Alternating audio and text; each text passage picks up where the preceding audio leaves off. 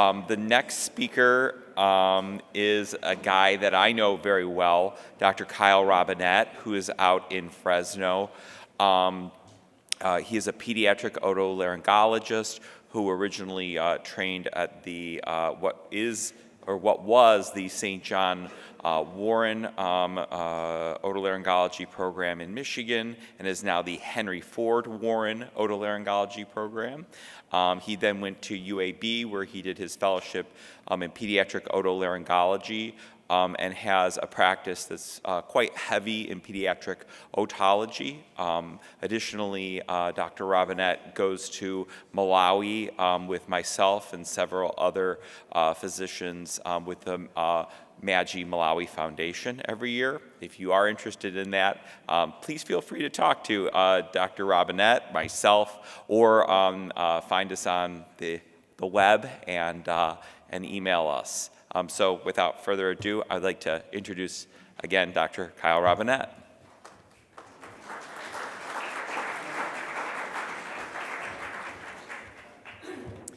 Thank you very much. It's a pleasure to be here. I'm sure I'll have slides momentarily. Thanks for the shameless plug for the MAGI Malawi Foundation. We are and the work we do in Malawi. We've got a good group, and there's a lot we do with that. So,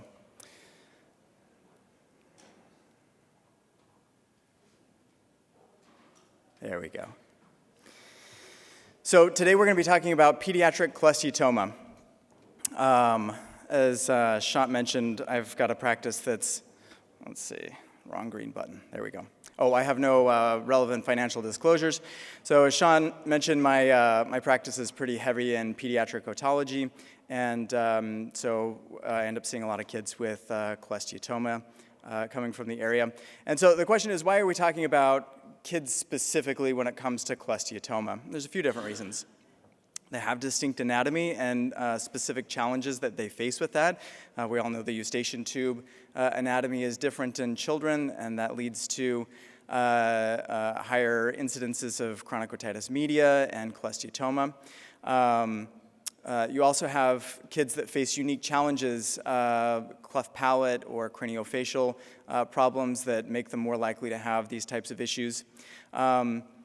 Kids in general are tougher to manage with these because they're smaller. They're less compliant with physical exam, and so making the diagnosis in clinic and being able to follow them afterwards is a challenge.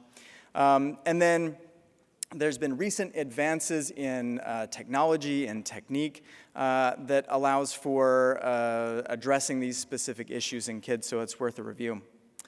So our objectives today, we're going to discuss the role of diffusion-weighted MRI in monitoring of cholesteatoma.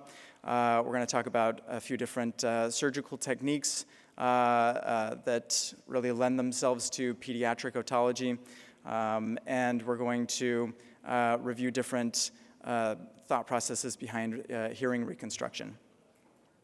So starting first with diffusion-weighted MRI. So in general, recurrence rates with cholesteatoma we know are high. It's been reported in the literature as high as 57%.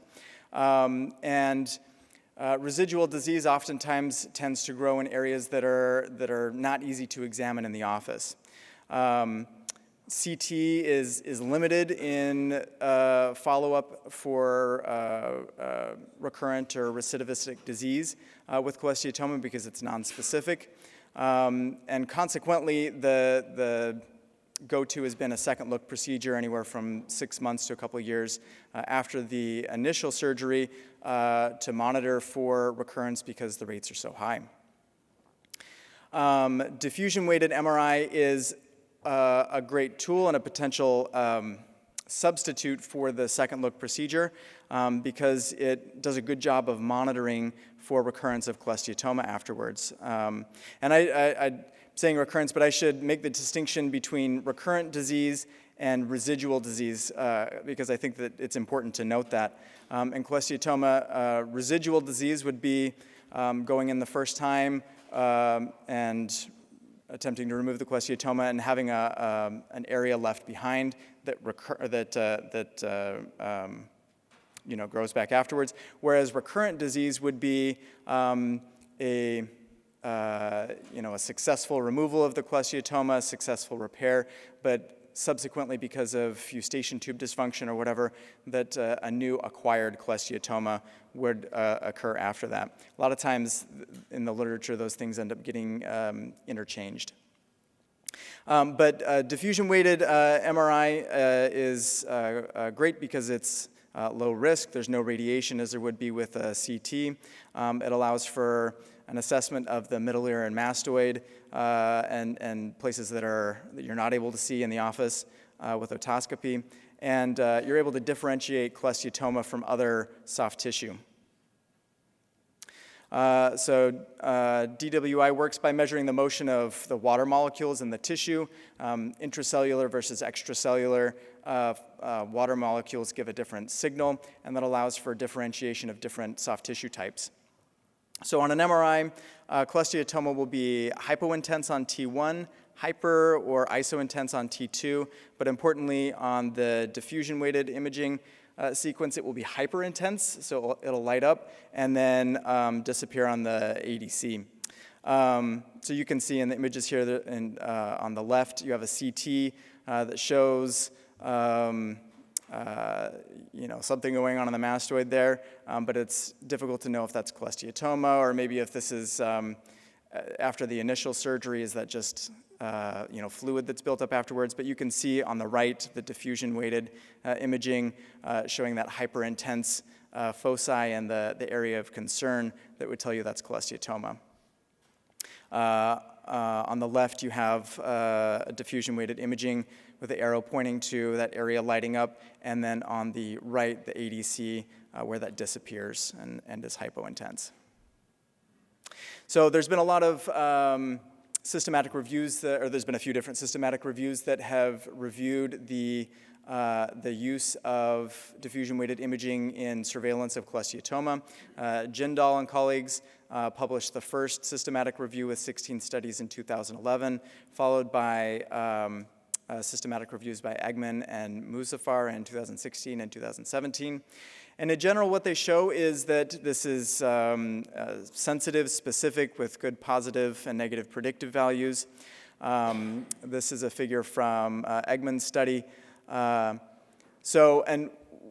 What they demonstrated is that for the cholesteatoma that was missed on imaging, that it was very small, typically in the range of 2 to 5 millimeters, and that will be variable depending on the MRI that you have and how fine the cuts are. So the question is, what about the timing of imaging? When should you be getting this? You don't want to do it too soon because you'll have false negatives. So there's the IPOG consensus looked specifically at this, and it was a consensus of 22 surgeons from 14 centers over 5 countries, and they gave the following recommendations for follow-up. They suggest following in the office at 6 months with audiology and then annually after that. For MRI, they recommend getting that initially at 18 months and then every 2 years with a minimum follow-up of 5 years. And they didn't really see a role for routine CT as part of the follow-up. An additional study out of France looked at a large cohort of 239 children. The nice thing about this study was the prolonged follow-up. I think a lot of the kids, they followed up to almost 10 years. And what they showed is a cumulative incidence peak of 21% at 62 months. They showed that they had patients with residual disease up to 6 years after the initial surgery and recurrent disease up to 8 years. And so the point of this study and the thing they really hammered home in their conclusion is the need for prolonged follow-up. It's not sufficient to just follow them for a year or two because you can have disease that returns much later on. So let's talk about some surgical techniques. The primary goal of cholesteatoma surgery is to, first and foremost, eliminate the ear and provide a safe, dry ear, and second, to preserve or restore hearing. And particularly in the pediatric population, I would add that there's a real emphasis on trying to do that with minimally invasive techniques. So different options that are available to us. There's the canal wall down mastoidectomy. The advantage to that is lower recidivism rates. Children, we're always concerned about that. They have twice the rates of recidivism compared to adults. With a canal wall down, you can avoid a second look surgery, but there's a lot of downsides.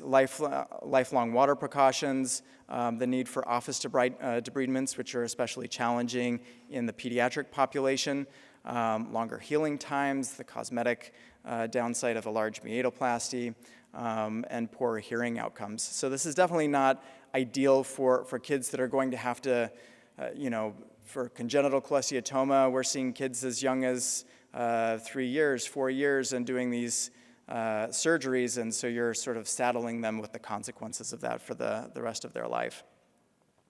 So canal wall up has the advantage of maintaining normal ear anatomy and the self-cleaning property of the ear canal, better hearing outcomes for sure.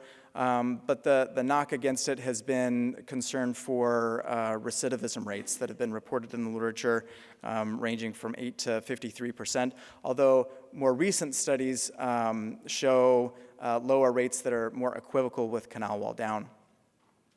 There are certain situations where a canal wall down is your only option.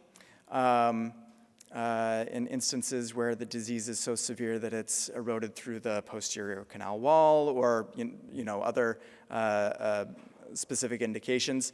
And so there's been thought process behind what do we do to mitigate the downsides of a canal wall down. And mastoid obliteration technique is a good option for that. So the goal of a mastoid obliteration is to reduce the volume of the mastoid cavity, and it has the potential for minimizing those negative consequences of the canal wall down. You're not having to have a large mastoid bowl requiring regular cleaning, trapping water, and so there's some real advantages to that. So just kind of doing a basic walkthrough of that. So you can see on the left, this is after performing a canal wall down mastoidectomy. You can see they've taken the bone over the facial ridge down as low as possible. And then also you can see that they've really kind of polished the bone out in the mastoid. You kind of have to have the forethought that you're going to do this ahead of time and collect bone pate. There are bone dust collection devices that you can hook up to your suction that you would use during the cortical mastoidectomy to collect that and save it for afterwards. And then once you're ready for the obliteration portion, you would fill the mastoid cavity with the bone pate. You can see on the right that they're using a cottonoid to kind of pack that down and suction out the fluid to make it as compact as possible. On the left, they've done the ossicular chain reconstruction, and then on the right, they're laying down the fascia graft and the eardrum. So the goal of this is to take a mastoid cavity that is large and extending posteriorly, that's difficult to examine, that is more likely to have debris built up in it, and filling that space so that you can see on the right that almost mimics the natural shape of the ear canal and is much less likely to have these problems. Another tool that's very helpful and effective as we're trying to trend towards minimally invasive techniques is middle ear endoscopy. This was first described by Poe in '92 for various otologic techniques, but then described in '97 by Terabici specifically to address cholesteatoma. Over time, the technology has improved. The scopes obviously are a lot better. They're smaller, and it has allowed it to be really mainstreamed into the surgical management of cholesteatoma. So the advantages to ear endoscopy are an expanded field of view, improved resolution, the ability to see around corners with angled endoscopes. The disadvantages are the depth perception, as well as the need for single-handed dissection. There's new tools and gadgets coming out that hold the endoscope or that have a separate suction port or things like that that go in with the scope. But generally speaking, you're thinking of this as a one-handed dissection. So it's kind of beyond the scope of our discussion today to really get into what's better, middle ear endoscopy or mastoid. There are some people that really tend to favor the endoscope and use that as their primary technique, while there's others that favor the more traditional microscopic technique. But I think that there's a real happy medium that's there. Like my training was with the microscope. I would say I had pretty limited exposure to middle ear endoscopy through residency and fellowship. And so using this as an adjunct to my microscopic technique was sort of the gateway for me to begin utilizing it more. And so, and there's been studies that have kind of looked at this as a tool to be used in combination with a traditional microscopic tympanomastoidectomy to reduce the rates of disease left behind. So the way that I first started using it was after doing my tympanomastoidectomy and being as thorough as possible, removing all the disease that I could see and getting to a point where I would say, okay, I think that this is the time to close, I'm done. Then going in with the middle ear endoscope and specifically inspecting targeted areas that we know are at higher risk for cholesteatoma being left behind, and then looking to see if there's anything there. Excuse me. And what I found in my own practice is what's been borne out in the literature, that there were plenty of times where I was like, ha, I got it. But then there were quite a few times where in difficult to access spaces, around corners or in difficult places to see with the microscope, there was a little bit of cholesteatoma left behind. And so then I'd be able to go in with the endoscope and middle ear tools to dissect that out. And so that's become sort of standard practice for me. Is at the end of a cholesteatoma case, I'm getting the endoscope out, I'm looking in there to make sure I haven't left anything behind. So in the literature, when they've done the same thing and looked to see if there's endoscopically visible disease after the microscopic resection, they've seen rates from 16 to 38% where disease was left behind. So it's really an effective tool for this. In a systematic review by Hahn et al., they saw significantly lower residual and recurrent rates of cholesteatoma in endoscopic ear versus microscopic. And so when you pair this technique and the higher success rates with, or I should say, lower residual disease rates left behind, along with the ability to monitor for cholesteatoma recurrence afterwards with an MRI, you can make the argument that you may not need to go in for a second look procedure because you're more confident that you removed the disease and you have the ability to follow it and catch it early on with the MRI. And so you'll see with these techniques that they all kind of pair and fit together in a way that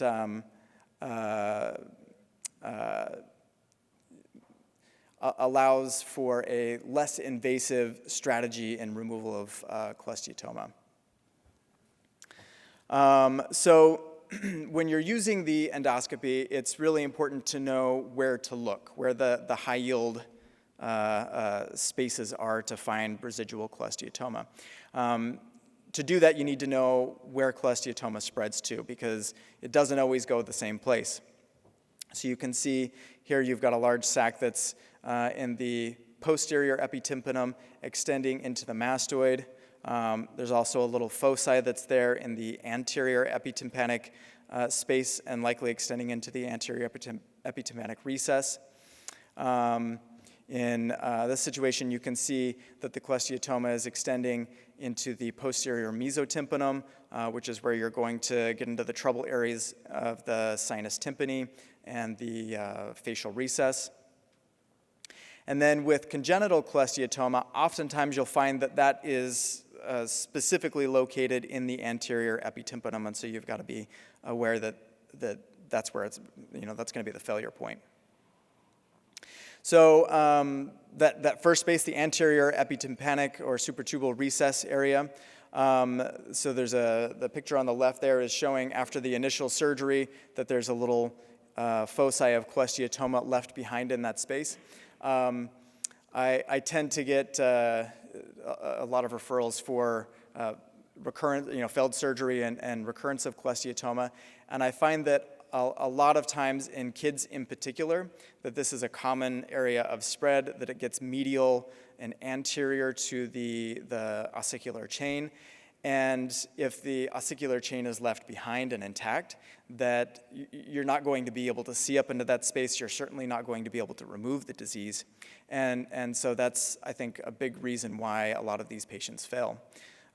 So in my experience with the mastoid, really extending it up into the root of the zygoma to allow better access into the anterior epitympanic space, both with the microscope and also with the endoscope, as well as looking with the endoscope, as I had mentioned previously, to inspect this space specifically, are ways of getting in, finding, and removing this disease. So you can see on the left, the dissection being carried up into the root of the zygoma. And then on the right, you can see how the endoscope is being placed in through the mastoid cavity to be able to get a good look into that space. The sinus tympani and facial recess, you can see in the diagram or the picture on the left, that area that we're talking about, that cholesteatoma can extend back in there, and with traditional microscopy, it's virtually impossible to see in there. With the diagram on the right, you can see the facial recess here with cholesteatoma extending into it, and the sinus tympani below. Additionally, in the middle ear, cholesteatoma underneath the tympanic segment of the facial nerve or around the area of the stapes superstructure are also problem areas for recurrent cholesteatoma. So to effectively dissect out these areas, I really feel that it's essential to have a strong understanding of the middle ear anatomy. And I think that this is another place where the endoscope really shines because you're able to visualize these spaces in a way that you just wouldn't be able to with the microscope. Let's see if I can, kind of a rough angle to, oh, that's the wrong button. So you can see you've got your stapes here with the oval window. You've got your facial nerve at the second genu here. And then in training, I remember talking about like being worried about being pimped on, where the ponticulus is and where the subiculum, and these were just unknowable things to me that I had a very tough time visualizing. And I think that there's value in understanding what and where they are, because this is the contour of the middle ear, and it allows you to sort of know and describe where the mountains and where the valleys of the middle ear are, because it's in those valleys that the cholesteatoma is going to collect and hide. And so just posterior to the stapes footplate, you have the posterior sinus, and then you've got the ponticulus and then the sinus tympani. So the ponticulus is the mountain between those two valleys, and the sinus tympani can variably extend medial to the facial nerve. Below the sinus tympani, you have the subiculum. which is another mountain, and then the next valley is the sinus subtympanicum, which is where your opening to the round window is, that you can see right there. And so just understanding these landmarks lets you know where to look for cholesteatoma. And also, a lot of times you get in and it's a very inflamed ear. There's a lot of disease up around the facial nerve and the stapes foot plate with the superstructure gone, and the normal anatomical landmarks are really distorted. And so understanding the relationship of these different structures to each other can act as a roadmap to help you to carefully and safely dissect out the cholesteatoma and not be afraid that you're getting into places that you shouldn't. So then you can see, well, it's hard to point, but you can see on the right with endoscopy those corresponding structures and how they would look in real life. On the left, you can see a little area of cholesteatoma that has grown into that sinus tympani, visualizing that with the endoscope and then using a curved suction to get up into that space and to remove that. This is a very nice way of being able to access that area that would be very challenging with the microscope, where you would basically just be kind of blindly sweeping into that area. So in the last couple minutes, discussing strategies for hearing reconstruction. So the real question that I wanted to address here is whether or not you would perform an ossicular chain reconstruction primarily or as a staged reconstruction. So he in the 90s advocated for doing this in a staged approach. His argument was that allowing the inflammation to calm down in the ear and sort of establishing a well-healed tympanic membrane is going to give better hearing outcomes. But alternatively, others have demonstrated that a single-stage technique can be both safe and effective and provide equivalent, if not better, hearing results. The benefits of repairing this primarily are, for the pediatric population, I would say quality of life is a very big component of this. In the area that I live, it's a very low socioeconomic area. Families that don't have means to come in for surgery a lot, or to come into the hospital, they're coming from hours away. And I've found that patients that have been treated with a staged approach, when we go back to say, all right, let's do that second stage, a lot of families will say, if we don't have to do the surgery, we're just going to accept that he can't hear well from that ear, and it's not worth doing a second surgery. And so I feel like in repairing primarily, I'm really helping a lot of those patients that probably could do well with a staged approach, but are not going to go back afterwards. So there are certainly times where you wouldn't perform this if you are not confident that you've removed all of the disease. If it's very inflamed, if you know you're going to go back for a second look, then there's definitely it's got to be a case-by-case basis. But when you pair the ability to be confident in your resection by utilizing both microscopic and endoscopic techniques, you have the ability to follow them with an MRI afterwards, so you don't have to go back for a second look because of that. I think that there's a real argument for repairing primarily and just only needing to hopefully do one surgery. And so I would say that in my practice, that's typically my go-to if I'm able to do that. So in conclusion, we've talked about advances in technology and technique that are driving the pediatric management, or the management of pediatric cholesteatoma towards a less invasive strategy. Use of MRI, of endoscopy, and all these things can be helpful to accomplish this. Thank you very much for your time and attention.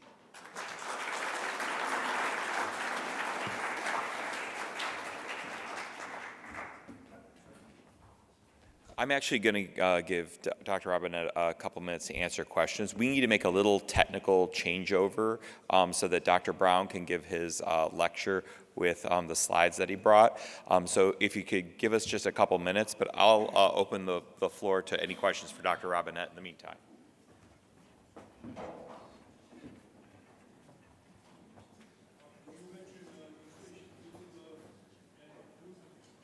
Sorry, say that one more time.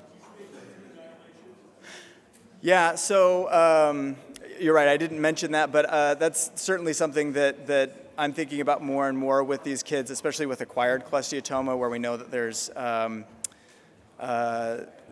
significant eustachian tube dysfunction, that a lot of times I'm pairing the tympanomastoidectomy with concurrent eustachian tube dilation, and I've found good results with that.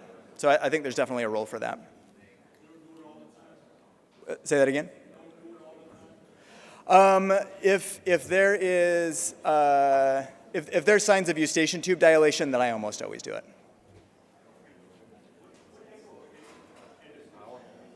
So I typically will go back and forth between looking with and kind of establishing with a 0 degree and then using a 30 degree to look around the corners. Sometimes 45, but usually I can see what I need to with a 30.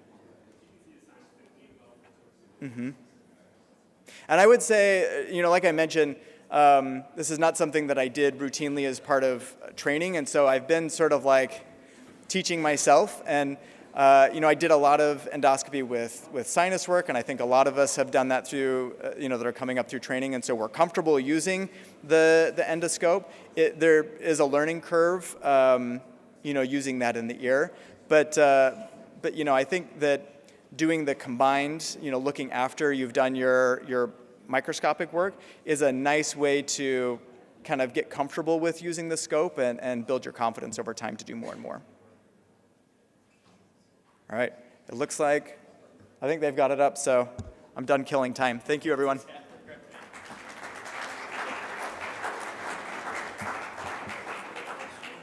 Next, we have Dr. Jason Brown, who is the Pediatric Otolaryngology Program Director at University of Missouri in Kansas City. And he's speaking on a kind of a hot topic issue here. And so, I'm glad we got his PowerPoint all set and ready to go. And without further ado, I'll let him go. All right. Thanks, Shant. Sorry for the mix-up, everybody. We got some kerfuffles with slides. So let me make sure I can just advance from here. All right, we're perfect. Well, Jason Brown from Kansas City. Nice to meet everybody. Did residency with DMC. Raise your hand if you're a DMC folk. Mike, you got to raise your hand. Okay. All right. No disclosures. The fairy tale, is that after tonsillectomy, from this book called Goodbye Tonsils, when she returned to school, Juliana tells her friends, the worst thing about having your tonsils out is that you can only do it once, whereas we all know the only thing worse than tonsillectomy is having it done twice. So the reality is this picture from the Journal of Pain Management Nursing, that it did hurt bad, which is the vast majority of my patients. So what we're going to talk about today is things that you all are probably doing, right? So, acetaminophen, maybe some ibuprofen, opioids, some corticosteroids that are starting to make their way into a lot of folks' practices, and then just share with you our current protocol and our thoughts on this topic as a high-volume center. So, Tylenol. By the way, the meat and potatoes of this is all towards the end. This is going to be mostly stuff that you know at the beginning, or the satay and potatoes for my vegetarian friends out there. Nearly universal, very safe. Often it's not adequate alone, but it's really effective, when we have it in combination with other meds. And the perioperative dose and preoperative dose is sometimes of uncertain value. I don't know how many of you do this, but we tend to do pre-op PO Tylenol in the pre-op area. We are unsure as to whether or not that really has any sort of good effect on post-operative outcomes, particularly when we look in the PACU.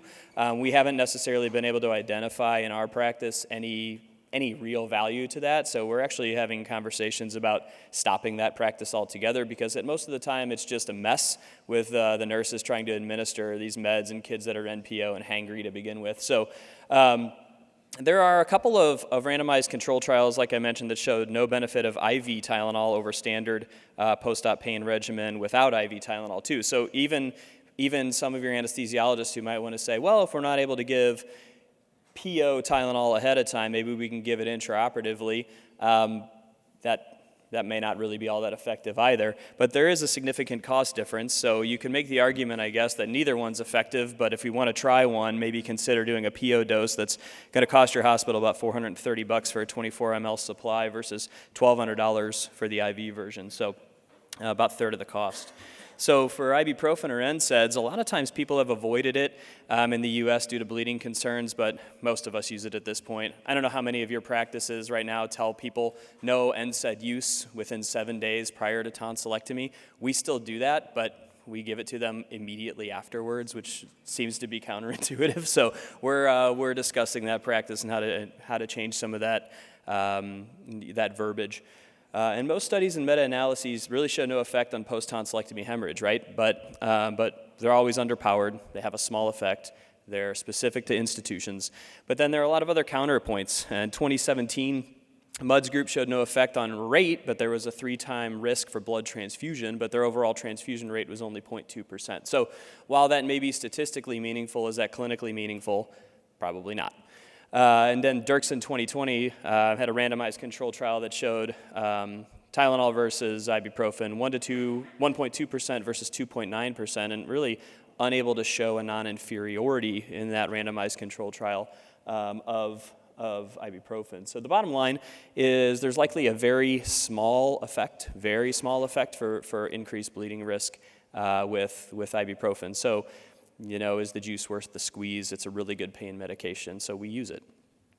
Currently, the U.S. tonsillectomy guideline from the American Academy of Otolaryngology says it's safe and effective, and they issue a strong recommendation for use.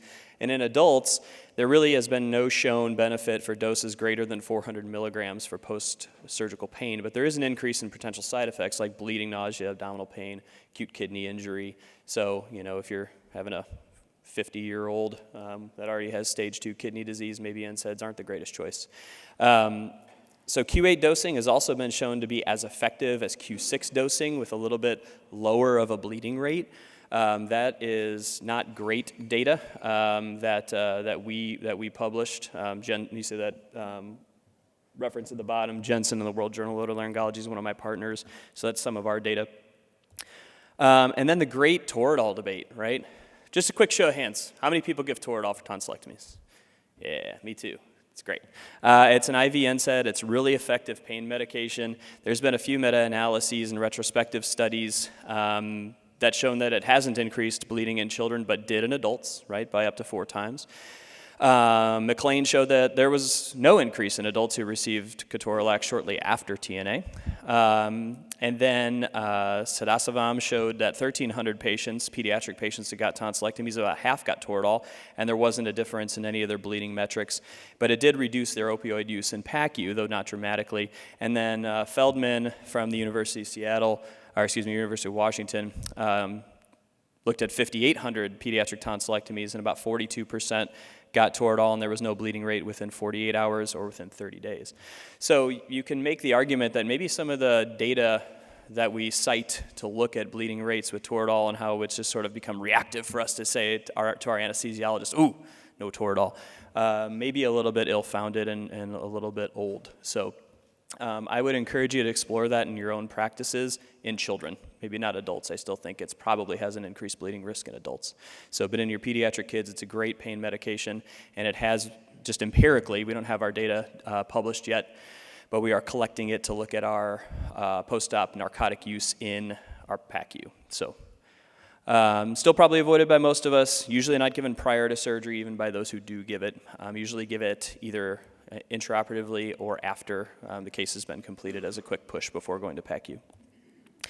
So opioid background, codeine, as you guys know, is historically heavily used, but there was data that came out in the early 2000s showing that the combination of Tylenol and codeine wasn't better than Tylenol alone, and it tasted like crap. So a lot of kids didn't want to take it and had bad oral aversion to the medication, and also didn't approve their PO intake postoperatively. And then in the late 2000s, there were starting to be more and more reports of pediatric deaths. Now, was it that, all of a sudden these kids are having adverse reactions to codeine? No, it's just kind of was identified and there was a link that was made. But The FDA then subsequently contraindicated codeine and tramadol in 2015 for pain in kids, and then later hydrocodone for cough alone in kids. But oxycodone wasn't included in that contraindication. This graph on the right is from Anna Mesner's paper in 2000 showing a reduction in across days in pain control and pain level, and that there's no difference between the dotted line, which is Tylenol, and the solid line, which is Tylenol with codeine. So the contrary is, our ever-fighting opioid epidemic in this country, and there was an increase over deaths related to overuse and misuse, and nearly 1 million overdose deaths from narcotics and opioids have been reported since 1999 in the United States. So there's a big push to reduce and eliminate narcotics where you can. We, as a sort of quasi-public institution and one of the biggest pediatric providers in the state of Missouri and Kansas, are under big pressure from those governments to try and reduce our opioid use. So as you can see in this graph, early in 1999-2000, there was a rise in prescription opioid deaths, and then later, 2010, there was more of a rise in recreational heroin use and overuse deaths in 2022, and then wave 3 is 2013, 2014, 2015, we start to see this rise in synthetic opioids. That's your fentanyl and things of that nature. So any opioid we've seen, the deaths per 100,000 people climb pretty dramatically over the course of the last 20 years, and that includes synthetic opioids. There's been there's been an increase in commonly prescribed opioids, but it's been sort of a level use. But at the end of the day, we want to ensure that we're doing what's right and what's safe by our patients, particularly in the pediatric realm. So use caution. Avoid codeine, hydrocodone, tramadol, morphine. Oxycodone may be safer, but know that it's not risk-free. Use low doses where possible, and considering avoiding altogether in younger kids, as most of the reported adverse events in those early studies were in kids under 4. Advise people and caregivers, parents, be vigilant. Don't schedule your opioids. Do it purely as needed. Use it just for breakthrough pain. Don't give it if you're waking kids up at night. I usually give that as an option to parents. I usually tell them that if it were my kid, I wouldn't wake the sleeping bear at night to try and force medications in their mouths. And we try to also avoid them as much as we can in our obese, severe OSA patients who already probably have problems with retained carbon dioxide, because this can just compound those factors. And then be aware of abuse. Prescribe low quantities and instruct parents to waste. But the abuse really is not such a problem with your 4 and 5-year-old. It's parents. And we sometimes struggle with that. We've had probably 2 or 3 reports in the last 3 years of parents taking their kids post-tonsillectomy to different emergency rooms, being prescribed narcotics, because up until last year, Missouri didn't have a reporting system like some of your states probably do. So parents would be using their kid to obtain these narcotics and then using it themselves. So be aware of that abuse. In the adult patient, obviously, that's a different story. Here's just another kind of comparison of analgesic regimens and the efficacy of pain control for the number needed to treat. So hydrocodone, the NNT, is somewhere around 0.2. Oxycodone plus Tylenol, it's around 0.4. Naproxen, or an NSAID, if you can substitute some other NSAID, is roughly the same as those two, as Tylenol and oxycodone together. And then Tylenol plus ibuprofen, the number needed to treat is significantly higher. So you may want to consider preferencing ibuprofen and adding that or some other NSAID to your protocol over opioids if you're considering changing your practice. But this study from OTO-HNS in 2021 by John Kramer showed that for every dozen patients treated with opioids, 1 patient develops a persistent opioid use, whereas treating hundreds of patients with NSAIDs is likely to require for 1 extra bleeding event. So, is the juice worth the squeeze? Probably. And the vast majority, as you guys know, the vast majority of tonsil bleeds and tonsil hemorrhages are not life-threatening, right? So this is a risk-benefit analysis that I think you have to have with yourself that can be data-driven to be able to counsel your patients. So then what about steroids? Has anybody started using steroids post-tonsillectomy? Yeah, so I don't know, roughly a fifth or so in the room. Historically, it's been avoided because we worry about wound healing, bleeding concerns. And an IV dose has clearly been beneficial, as the AAO-HNSF gives a strong recommendation in the tonsillectomy guidelines intraoperatively. It helps to reduce nausea and vomiting, helps to reduce narcotic pain control, at least anecdotally in our group. And then with existing evidence, including some randomized control trials, we do have some conflicting results, right? Which is why this continues to be a hot topic, as it's a little bit of a new kid on the block. Most of them are promising. Andy Redmond in Minnesota showed that they're doing dexamethasone 0.5 mg per kg every other day for 3 doses, which is what we've started to do. Kabbalah and their group has been using prednisolone 0.1 mg per kg per day, or dexamethasone 0.1 mg per kg per day for 3 days, but they don't specify when those days are in that study. But both showed a decrease in pain without an increase in bleeding, and then Kabbalah's group also showed a marked decrease in nausea and vomiting. So this is some of that data. And on the left-hand side, we're going to look at pain. On the right-hand side, this is rate of nausea and vomiting. Let's see if I can point this out. Which one is the... So here you can see on days 2, 3, 4, and 6, those are statistically significant reductions in pain. Now, if we look at the Wong-Baker-Facey scores between a 6 and a 5, I mean, that's maybe not clinically all that exciting. And then looking on the right-hand side, we're looking at the rates of nausea and vomiting, and not a whole lot of statistical significance other than day 4. And this is where a lot of, and this sort of, adds some juice to Andy Redmond's study to say, yeah, maybe on days 2, 4, and 6, it may be worthwhile to administer postoperative dexamethasone. I would say that if you're considering that, most oral dexamethasone formulations are going to have an alcohol base. So unless you are okay with getting your pediatric patients a little bit tipsy, I would recommend finding a compounding pharmacy, and we're fortunate enough at our facility that our pharmacy compounds this for us to a 1 milligram per ml formulation, because the commercial is, I think, 0.5 milligrams per 5 mLs. So you got to give a hefty dose, right, to be able to get the amount of steroid that you want, and also you might make your patient a little drunk. Other considerations would be, intracapsular tonsillectomy. Anybody doing intracaps? So yeah. So we've had a great benefit with this at our institution over the last couple of years. This is just the canned video from Smith & Nephew that Matt Oloween, who's our rep from Smith & Nephew, gave me this video. But it kind of gives a good idea that it doesn't really add a whole lot of time. There's a little bit of a learning curve if you haven't done it before, and there becomes a question of, when do I stop? I always joke with my residents and the fellow to say, well, if you see pharyngeal fat, you know that you probably should stop. But if you can get the bulk, what I usually try to practice with, is I can get the bulk of the tonsil tissue down to just underneath the tonsillar pillars, that's probably adequate. Just getting the bulk of that tissue out. Where it becomes a little bit more of a challenge is if you have a really endophytic tonsil that kind of makes you squeeze your butt cheeks a little bit, say, I might be getting a little deep and you're unsure. So for intracap tonsillectomy, there's a significantly lower pain scores on post-op day 1 and at 1 week. That was done to this meta-analysis. And the duration of pain, the time to pain-free days is about 4 days sooner, and the time to analgesia-free is about 4 days faster as well, which coincides with the pain-free days, right? If you're not in pain, you're not going to keep taking Tylenol, ibuprofen. And then what about bleeding? Well, across all bleeding events, the relative risk was about 0.36, and bleeding events requiring return to the OR was about 0.52, so not a significant increase or change in postoperative bleeding events when compared to total tonsillectomy.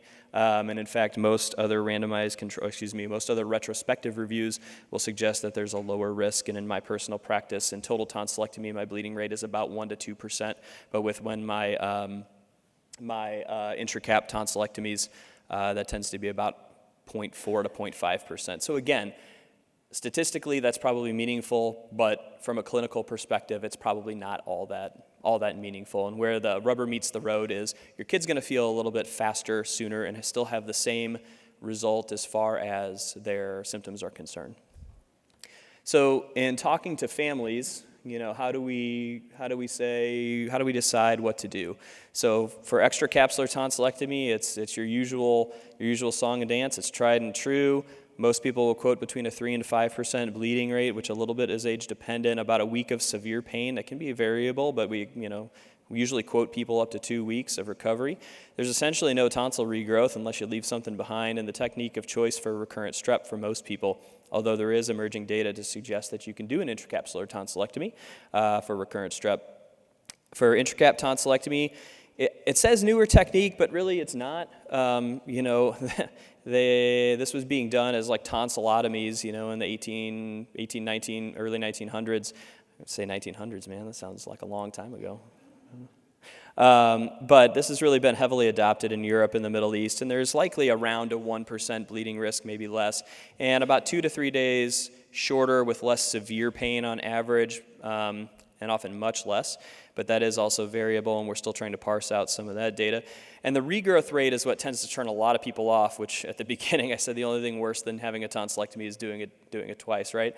But it's about 10% for age 2 to 3% for age 3 to 4, and about 1% for age 5 and up. But whether or not that's meaningful tonsil regrowth, that's then having a return of symptoms is a little bit uncertain at this point. And then there's questions about recurrent strep. It's likely okay, but there's limited data.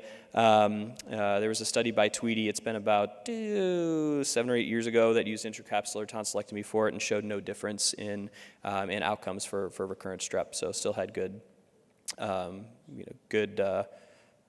reduction in the amount of, what was their outcome? The number of strep pharyngitis infections postoperatively over a 2-year period. So I flew through that. So we'll get to our sort of meat and potatoes of what we do at Children's Mercy. So we initially had a Tylenol Q4 and an ibuprofen Q8 for kids under 5. And then if you were 5 or older, you also got 0.1 mg per kg of oxycodone up to 5 days worth. And since 2021, we have started to back off of that, and we've changed our algorithm a little bit. So for our total tonsillectomies under age 10 or our intracapsular tonsillectomies, we're getting Tylenol Q6, ibuprofen Q6 on an alternating basis. So for about the first 3 or 4 days, we tell people to give this, every 3 hours. So Tylenol, and then 3 hours later ibuprofen, 3 hours later Tylenol, 3 hours later ibuprofen, and sort of alternate in that manner for about the first 3 or 4 days. And then we're giving dexamethasone 0.1 mg per kg with a max of 10 up to, on post-op days 2, 4, and 6. And then if we have our kids over age 10, we give Tylenol and ibuprofen, as mentioned above, oxycodone Q6 with a max of 5 milligrams only for breakthrough pain. When we don't prescribe, if we have known or if we have suspected severe OSA, use caution in kids that have morbid obesity, micronathia, neurologic differences, or if they're on other sedating meds, particularly benzodiazepines. So the state of Missouri requires that if you prescribe a narcotic and a child has a prescription for a benzodiazepine, naloxone must also be prescribed. So I would encourage you all to consider looking into your state requirements and then just looking into your own heart and soul about whether or not you should send a child home with a script for either intranasal or intramuscular Narcan. And then counsel families regarding the risk of respiratory suppression, nausea, vomiting, constipation, and then dexamethasone, we also prescribe that with the same dosing. So these are some of our unpublished data in partnership with our opioid stewardship program that we hope to have, coming out as we continue to collect sometime in the next year or two. But we got pressure from the state of Missouri to just look at our practices. Not that we were doing anything wrong or incorrect, but as an institution that writes a lot of narcotics, right? Because we have a lot of patients and we're a large institution. They said, why don't you take a look at your practices? And then with partnership with our opioid stewardship program and in changing our protocol for tonsillectomy, we've had about a 90% reduction in oxycodone scripts. We limit those scripts to 3 days, and most patients will dispose per survey, which the response rate's only about 20%. But most patients who respond to that survey say they dispose at least some medication is unused. And then we've had about a 1 out of every 48 patients call for additional pain medications or stronger pain medications if they weren't prescribed a narcotic. So somewhere in the realm of 2%. Okay, that's where we're at. Thank you guys for your attention. I've got about 3 minutes still on the timer here, so if there's any questions or concerns, I'd be happy to answer them. Yes, sir.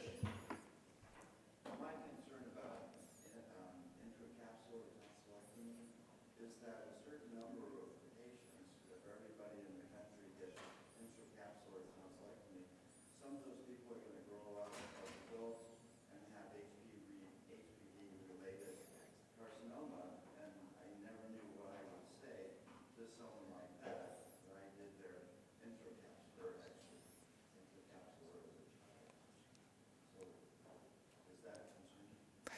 The comment was, some of these patients who get an intracapsular tonsillectomy, there's a possibility that some may grow up and end up with tonsillar squamous cell carcinoma or HPV-related squamous cell carcinoma. I don't factor that into my decision making. I think their life decisions beyond 5 years old are hard to predict, so to speak. So, but even so, some of the risk factors for tonsillar carcinoma, squamous cell carcinoma of the tonsil, are the same for floor mouth, the same for tongue, the same for pharyngeal, the same for laryngeal. So I don't know that it'd be okay. Well, I don't know that I would put a lot of weight personally in my decision making for a 4 or 5 year old as to what may happen later. I'm trying to, these are most of the time quality of life procedures, right? And if I'm focused on the here and now, trying to improve their quality of life.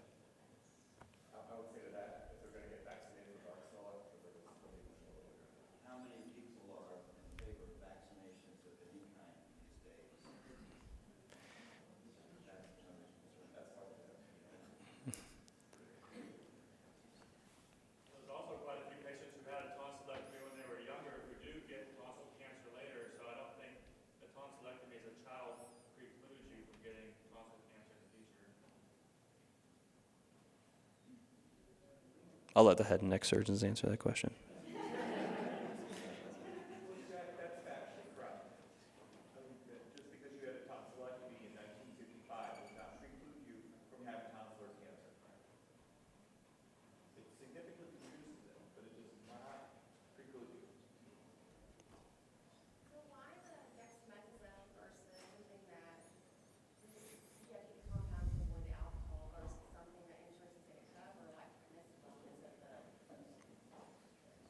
So the question was why dexamethasone that you have to compound versus a different steroid like prednisolone that's widely available. The choice is yours is the answer. But dexamethasone has a longer half-life. That's why, and it allows us to do every other day dosing. At one point in time, one of my partners was, because there's also other data to suggest things like honey, sucralfate, similar things that have been used for button battery or caustic ingestions, right, that help to coat that area. And I'm like, if we're doing Tylenol, ibuprofen, dexamethasone, honey, sucralfate, like, we're just loading up these kids with stuff, and it's no small wonder that they then throw up all over you. So the answer is we do it primarily because we enjoy the ability to do every other day dosing. It's got a longer half-life. It sticks around for a while. And whereas the prednisolone, sometimes you have to do it either daily or BID, depending on your dosing regimen. I think we're out of time. Thank you all.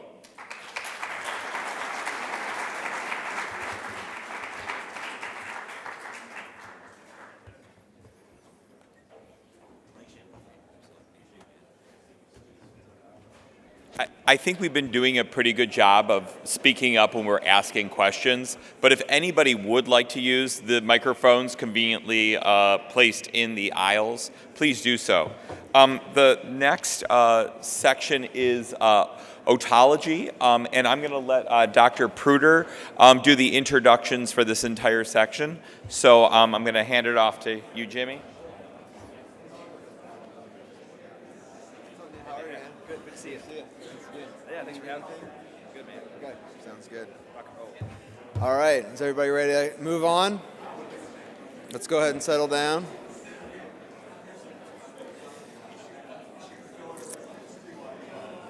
All right, settle down. Thank you. Let's go ahead and get started here. Just wanted to thank Neil Jackson for coming. Luckily, he didn't have to travel too far. Another one of our locals, and thank you for welcoming us to your city. We've had a great time. Hope everybody's got a chance to get out and enjoy the culture. So thank you. So Neil is here at Tulane, also at Louisiana Children's Medical Center. Dr. Jackson started the cochlear implant program at Tulane in 2019 and at the Southeast Louisiana Veterans Healthcare System 2020. So he's been busy lately. And he also is the director of the cochlear implant program at Children's. So the last fun fact about Neil is that his recent book that he read was The 5 Types of Wealth by Salil Bloom. So if you have any additional recommendations for that, we'd appreciate that. But thanks for having us, or thanks for coming and joining us, and look forward to your talk. Thank you. Thanks a lot. Good morning. Nothing excites a speaker than seeing your first slide go up and half the room get up and walk out of the room. So this is going to be great. Let's see. Let me make sure I know how to advance the slides here. Great. No disclosures other than I'm a neurotologist, so everything is going to be really based towards neurotology. These are the objectives that we'll obviously cover. Basically, we're going to introduce the criteria for pediatric cochlear implants, review the anatomy and some abnormal anatomy. We'll discuss a standard surgical technique for normal anatomy, as well as some modifications you can use in the young pediatric population. And then we'll review some of the modern arsenal that you have for testing your implants.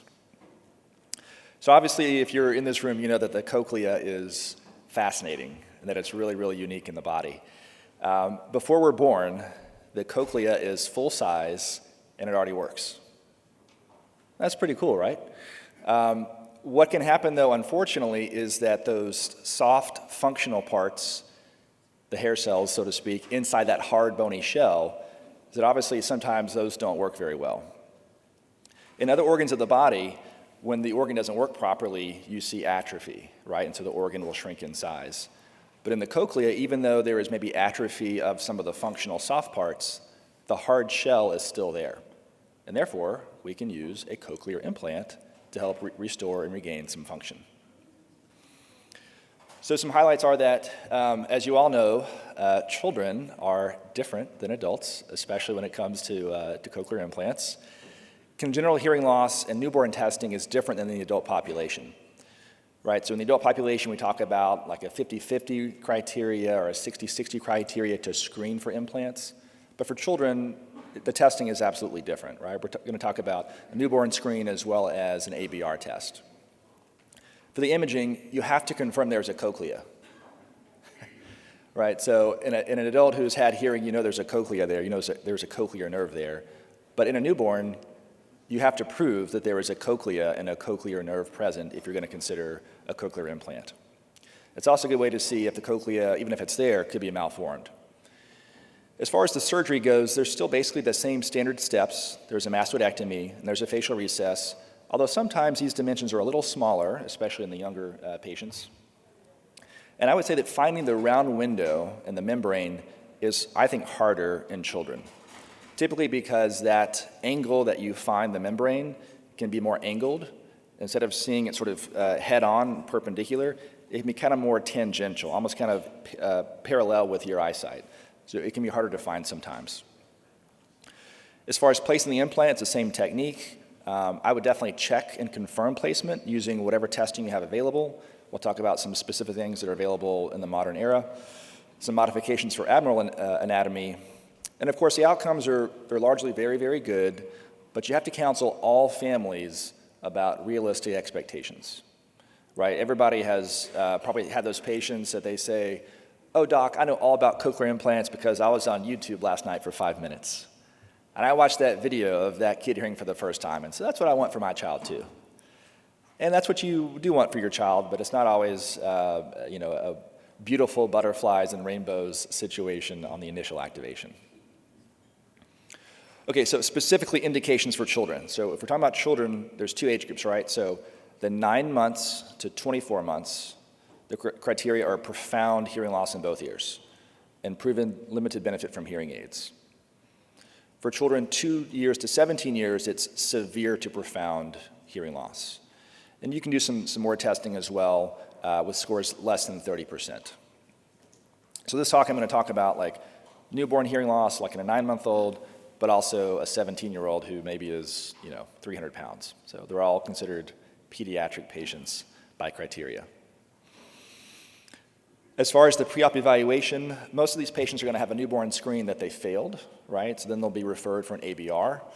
That's probably the most important testing that the child gets. Sometimes, I'll just say from my personal experience, you can get some mixed results with these.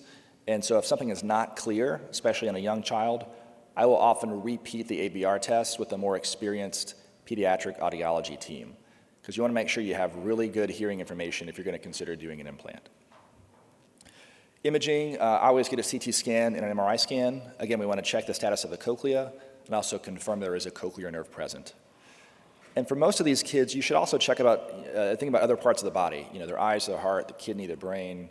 They probably should see a speech therapist, a geneticist. They kind of need this whole workup, even if all they have is hearing loss. The etiology, we could spend hours talking about this. I'll just kind of summarize it and say that oftentimes it's idiopathic.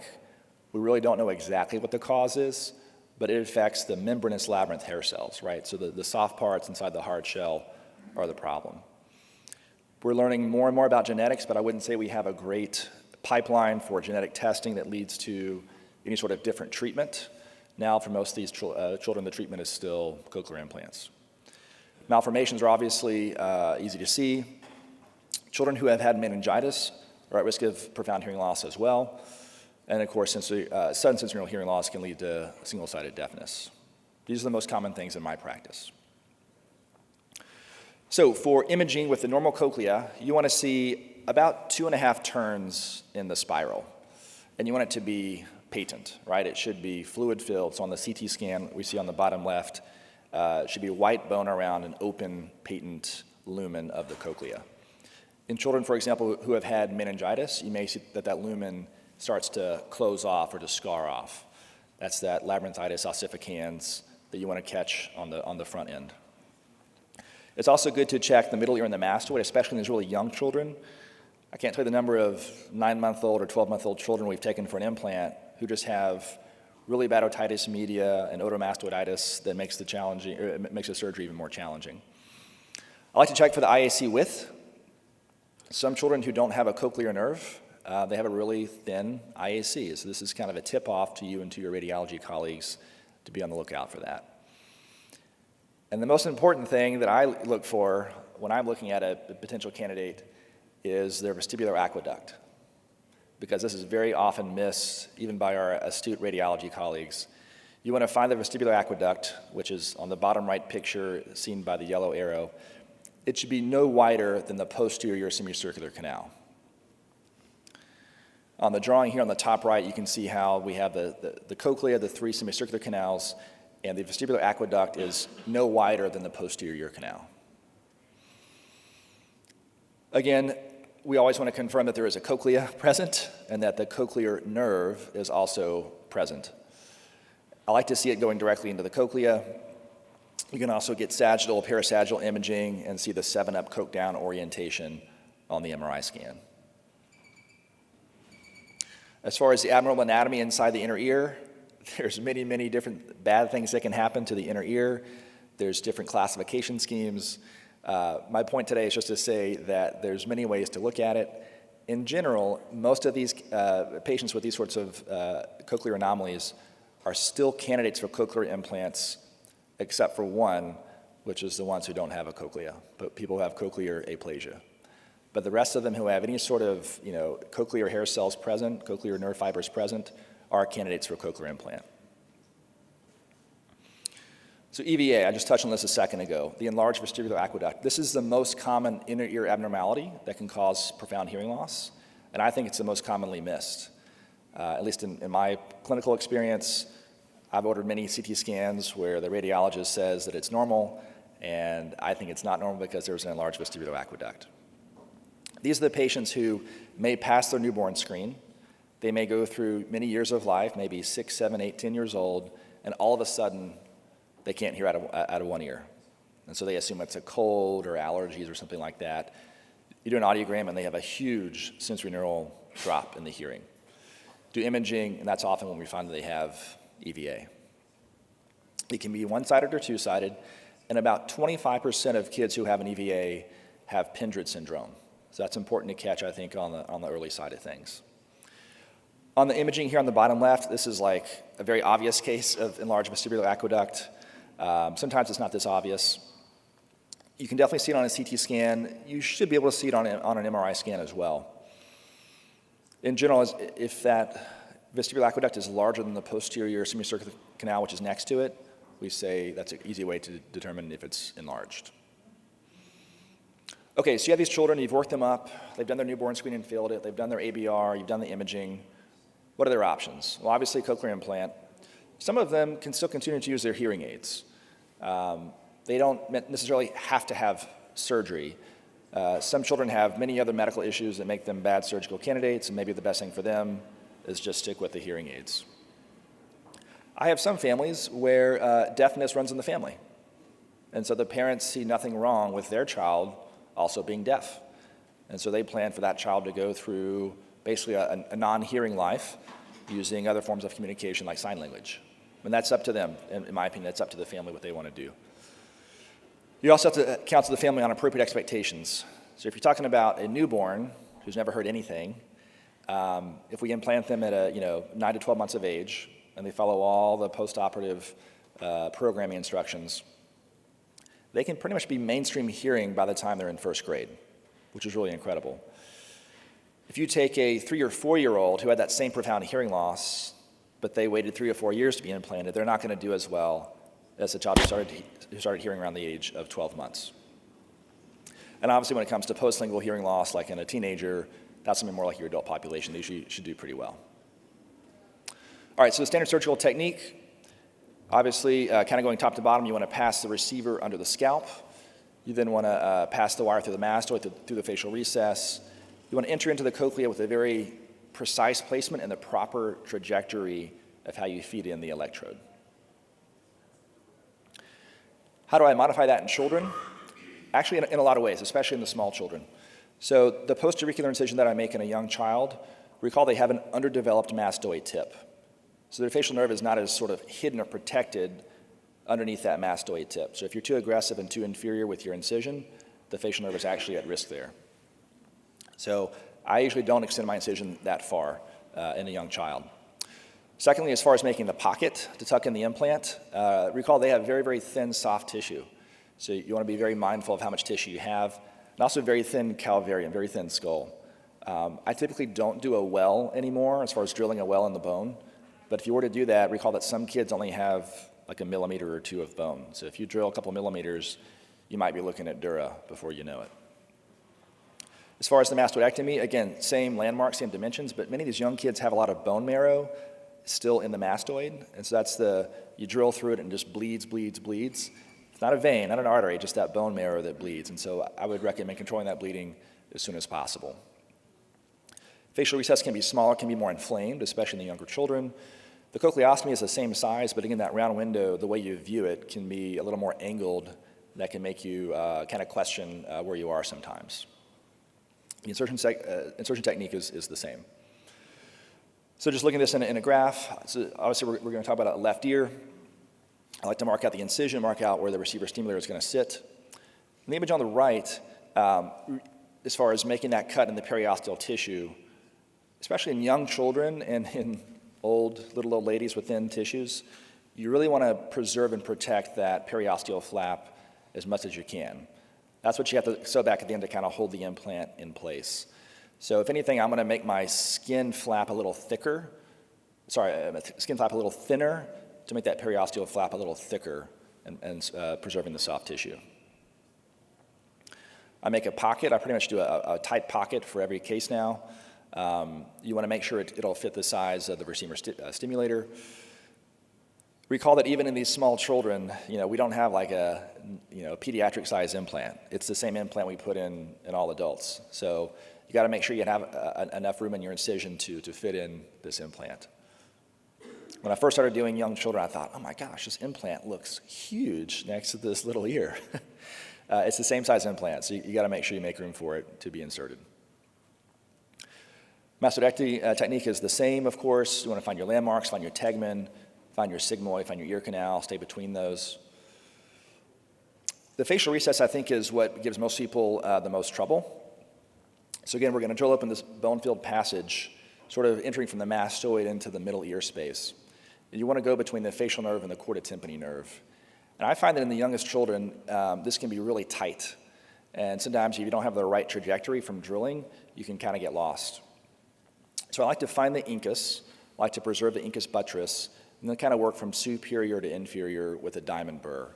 Usually I start with a 2 millimeter burr, sometimes we have to go down to a 1.5 millimeter burr. What we're trying to find is the round window, right? So you kind of drill until you think you found in the round window niche area. In some children, it's hard to see the round window membrane in that niche area. So before you drill too far and do an extended facial recess, I try to poke around in the middle ear and sometimes use my endoscope. So once you've done all that, you have the round window exposed. You want to make about a 1 millimeter opening into the cochlea. This is an example of an endoscopic view of a left ear. So we've done a facial recess. The endoscope is resting in the facial recess. We see the incus lenticular process to the right and the stapes to the right. And I don't see the round window. I don't see the round window membrane. So I got the endoscope. I'm looking around. I know where it should be, but everything's kind of swollen in this, in the mucosa of this young child. I used my knowledge of anatomy and played it safe, and we were able to open up where you think it would be, around 2 millimeters away from the oval window, but it's hard to see sometimes. And so I think in this population, I think it takes time to lift some of that swollen mucosa out of the way, maybe use your diamond burr without any irrigation so it doesn't bleed too much. You really want to get good access into that round window membrane area. After that, obviously, do the insertion. If you put it all together, this is a video that might work. I'm going to click again. Let's see. Well, that's how fast I am. It's just like that. No. It was basically just putting it all together in a video format. So again, the steps are, standard postauricular incision, trying to make a thin skin flap to preserve a thicker periosteal flap, standard mastoidectomy, facial recess, and then you want to look through the facial recess to find your round window membrane area. Not always easy to see, but it should be about 2 millimeters away from the oval window space.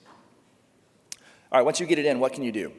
I definitely like to check and confirm placement with every single electrode.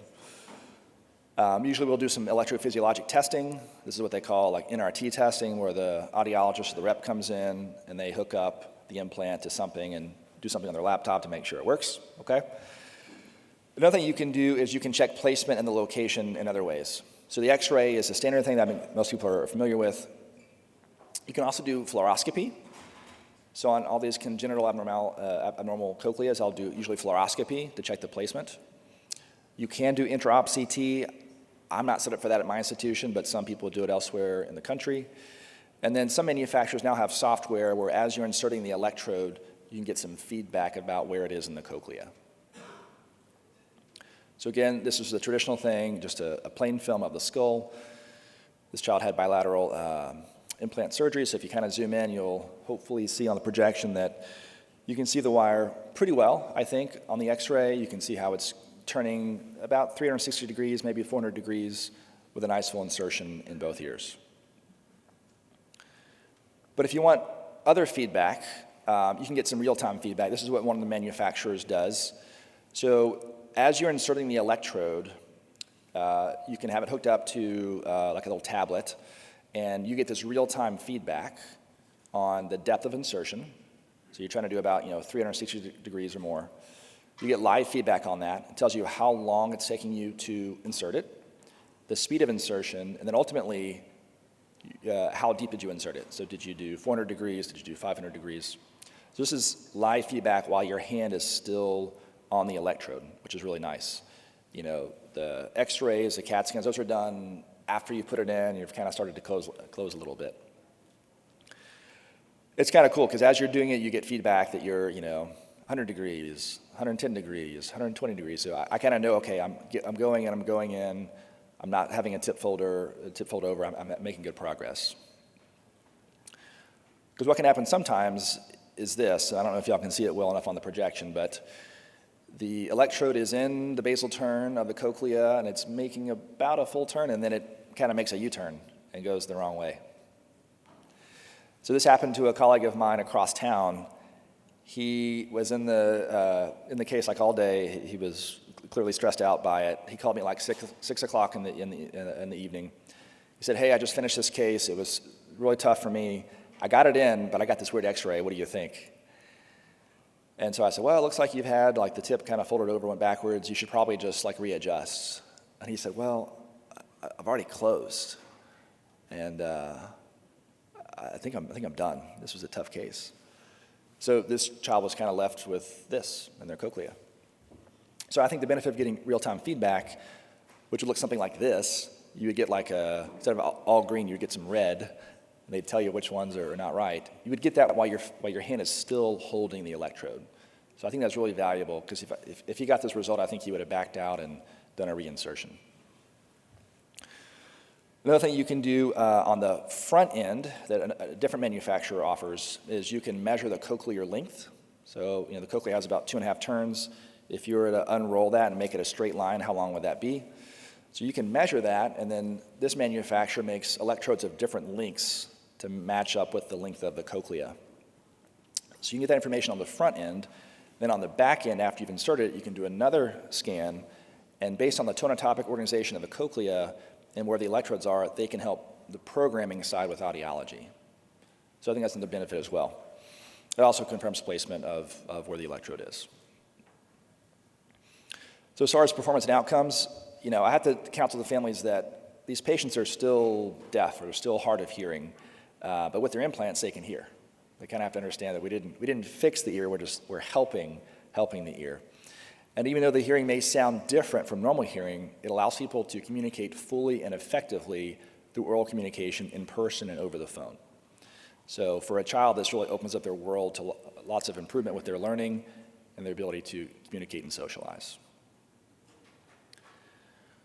Since I have a couple minutes, I was just going to talk about a common cavity malformation, because this comes up a lot and people don't always know what to do with it. So common cavity is when the cochlea and the vestibule is just one kind of big bubble, so to speak.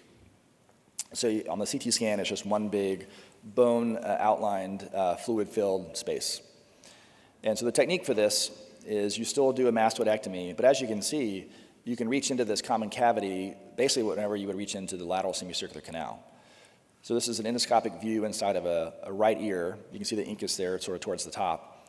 Instead of doing a facial recess and going towards where you might find the cochlea round window, usually, basically you just drill a little hole in the lateral canal, or what would be the lateral canal, like that, and put the implant in that way.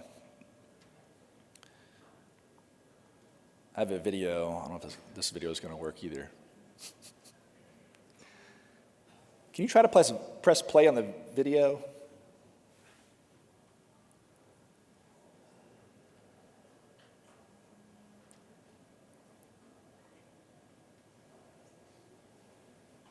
All right.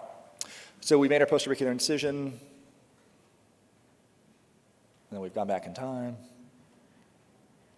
you try to play it one more time? It kind of started and then it stopped.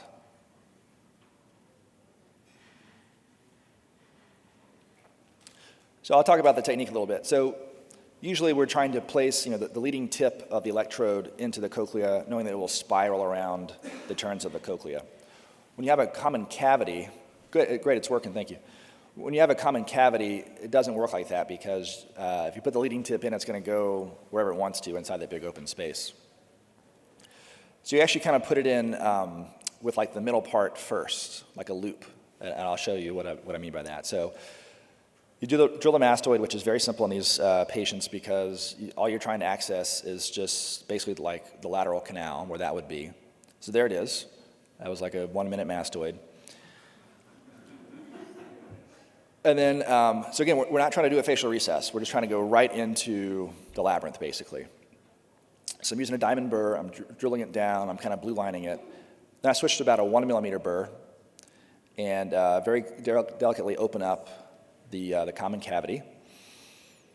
What we're going to see in a second is that you need to make not just a circular opening, but kind of like an oval opening, kind of more like that, because you want to sort of, again, feed in this electrode sort of middle part first.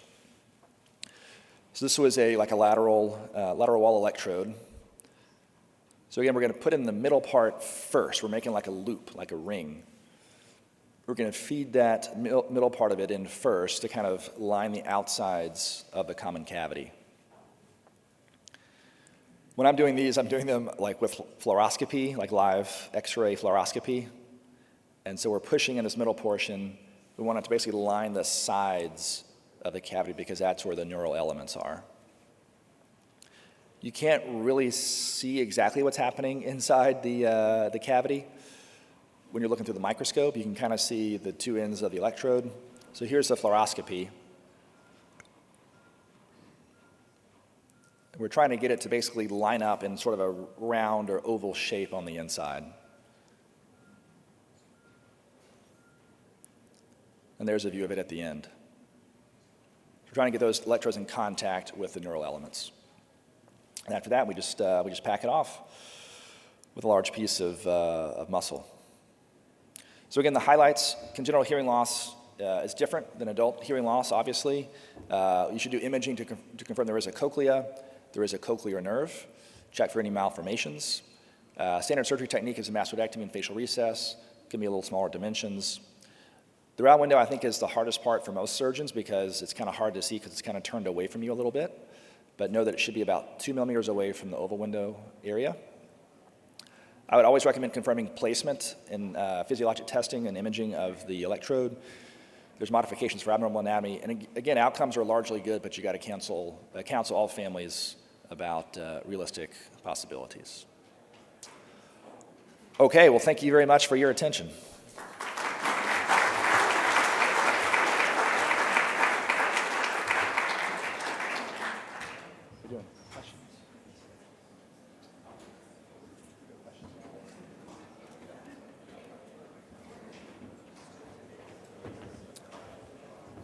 I'm happy to answer any questions if there are any. Thank you.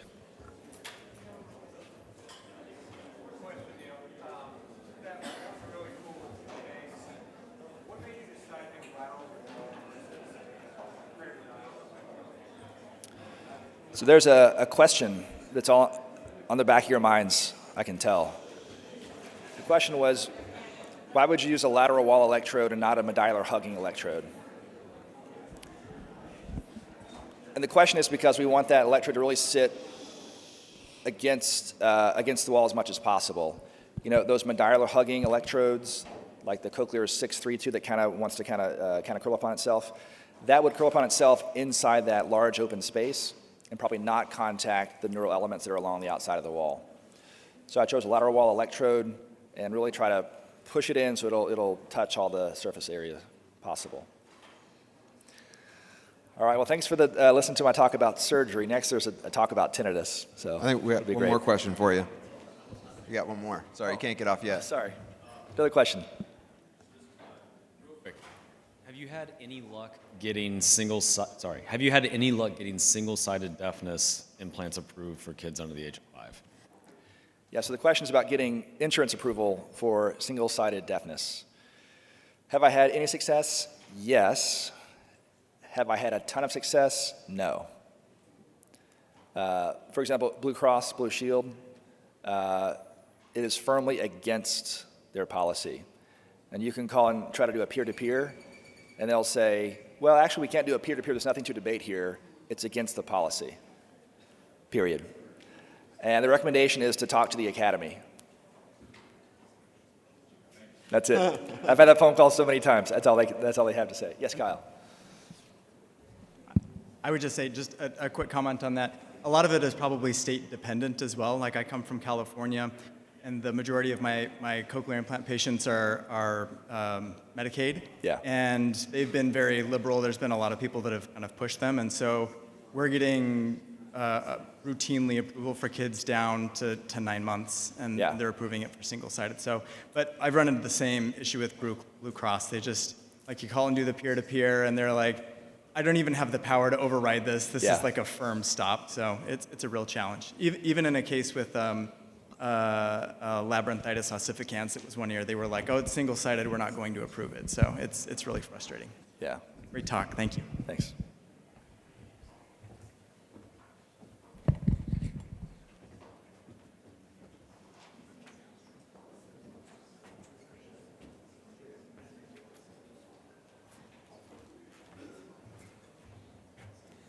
All right, next on the docket, we have Adam Master, also from the local area, Tulane University and Oshner Medical Center. Just a few things to add about Dr. Master. When he is not in the OR, he enjoys spending time outside and gardening, currently getting ready to harvest some blackberries from his urban garden. I also asked him what otology question keeps him up at night, and he says that one that bugs him regularly, which I can definitely agree with, is what is the true risk of meningitis when a patient has a CSF fistula? Right? It is Yeah. every night.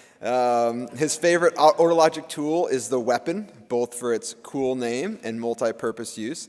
A close second is the Malleus head nipper, because it's just fun. And the last book that he read was A Life Impossible by Steve Gleason, a wonderful New Orleans-based book about living meaningful life in the face of disabling ALS. So, thank you. Welcome. All right, thank you.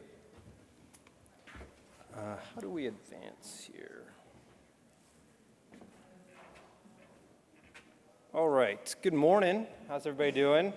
Thanks for having me here at the ACA. I'm very excited to be here. Let me see if I can advance this. There we go. So I have no disclosures. So pulsatile tinnitus, I know something everybody's excited to hear about. It's been something that always kind of troubled me early in my practice because it can be sometimes just a benign process, but also something very worrisome. So it's also a topic that's huge, and we could talk about it for several hours. But luckily, we just have 30 minutes. So what we're going to do is try and do a very systematic, practical approach, clinically based, just kind of quick and dirty here, okay? So first, we're going to talk about how to look at it from a clinical perspective, and what you want to think about when you're seeing the patient in the office. And then we'll talk about imaging selection, which I think is probably the biggest area of confusion for most people, as well as other sorts of workup tests that we can do. And then we'll kind of do a rundown of some of the common pathologies that are presenting to an ENT clinic. So why do we care about pulsatile tinnitus? Well, it can be relatively serious harbinger of serious pathology, such as dural AV fistulas, carotid abnormalities, and it also can be a huge impact on patient quality of life. There's some studies that show that patients that suffer from it are often have higher disability than those with subjective idiopathic tinnitus. And often now, with our new technology, you can find the cause the vast majority of the time. There's still some that are truly idiopathic, but we have much better technology than we did even when I was training, which I feel was hopefully not too long ago. And as the ENT doctor, you're often the first person that sees these patients, so you get to make all the decisions. So bringing us straight to history, when we're in the office, there's a lot of things we want to make sure we take note of. One, what's the laterality? Is it do they hear it in the ear? Is it just in the head? Is it one side? Does it alternate sides? All that's extremely important to developing our differential diagnosis. Then you want to focus on how loud is the actual symptom. Is it something that they only hear when it's super quiet at night when they're laying in bed? Or is it literally, a pounding sound in their head? That's usually something much more serious. And then you want to focus on what does it actually sound like? I also tell this to my residents with dizziness. They come, the patient's dizzy. Well, what is their dizziness like? So you need to really define what is the sound they're hearing. Is it high-pitched? Is it low-pitched? Is it in pulse synchronous? Often like the patient to have them imitate the sound, one, to kind of get a better understanding, because words sometimes don't really define it, and also it is somewhat entertaining to watch them try and imitate it.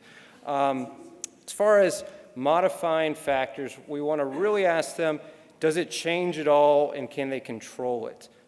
Mainly we're talking about positional changes and movements of the head. Does muscle contraction have an effect on it?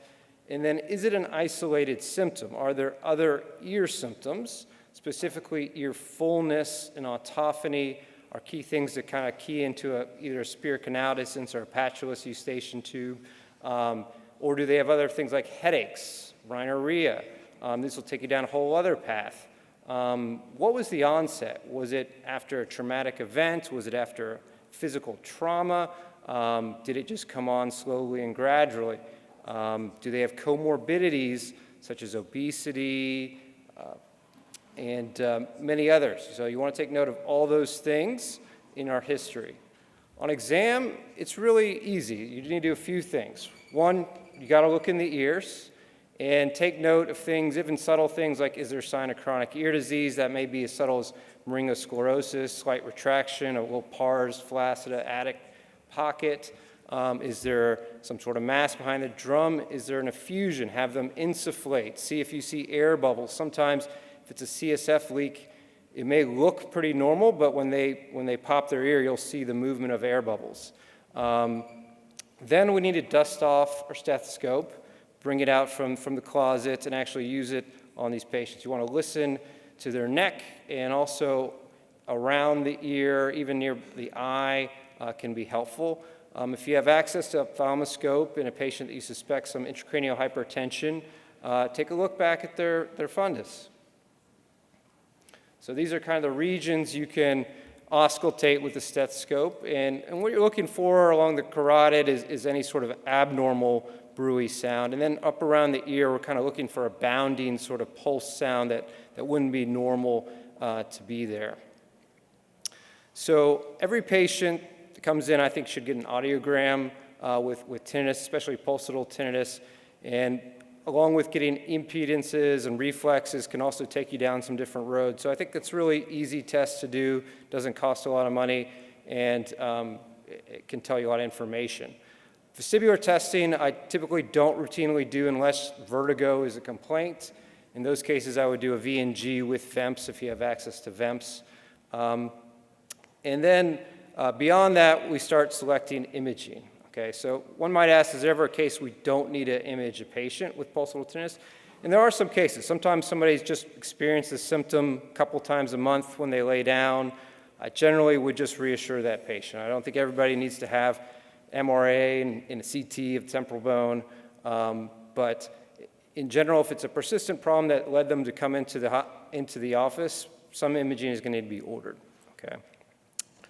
So in general, our two tests are going to be MRI or CT scan. Okay, starting with MRI, there are three different options you have. You can do MRV and MRA or some sort of general MRI of the brain or MRI protocol for the ear specifically. Okay, the advantage with MRVs and MRAs is they don't require contrast, unlike CT scanners. So if you have a patient that can't tolerate contrast, you can still get images of the vessels without using contrast. That being said, these studies can be done with contrast, and they add a little bit more finer detail, especially on the MRV side of things. The way it works is they use what's called time of phase imaging, where blood is constantly moving through the body, and so the MR can take advantage of that movement and capture that using special sequences. Beyond the physics, I can't explain that, okay?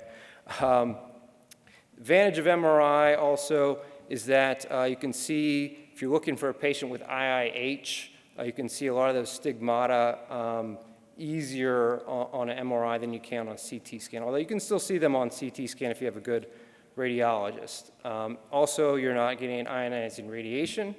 And as far as specificity and sensitivity, they're relatively comparable, MRA, MRV to CTA, CTV, okay? But just getting an MRI brain without any contrast is really going to give you poor information. So I would say I would at least do, if you're going to do MRI, just do a thin cut through the temporal bone. With our really nice, heavily weighted T2 sequences like Fiesta, Space, you can tell a lot of information. You can rule out superior canal dehiscence. But if you can combine the two, you probably get the most information there. So with CT, we have CTA and CTV. CTV maybe not as readily available at most institutions, but both of these rely on contrast to get the images, so they have to have contrast to be able to do these studies. It's faster, it's cheaper, you don't have to deal with patients that are claustrophobic. And then if you're looking at a temporal bone pathology, it's nice to have those kind of CT images where you get more bony detail in temporal bone. So beyond imaging, your kind of next step is doing an angiogram. And if you have a patient that has persistent pulsatile tinnitus. They're very concerned about it. Your imaging's not taking you anywhere. I think it's very reasonable to refer that patient to interventional radiology or interventional neurology and send them to do an angiogram.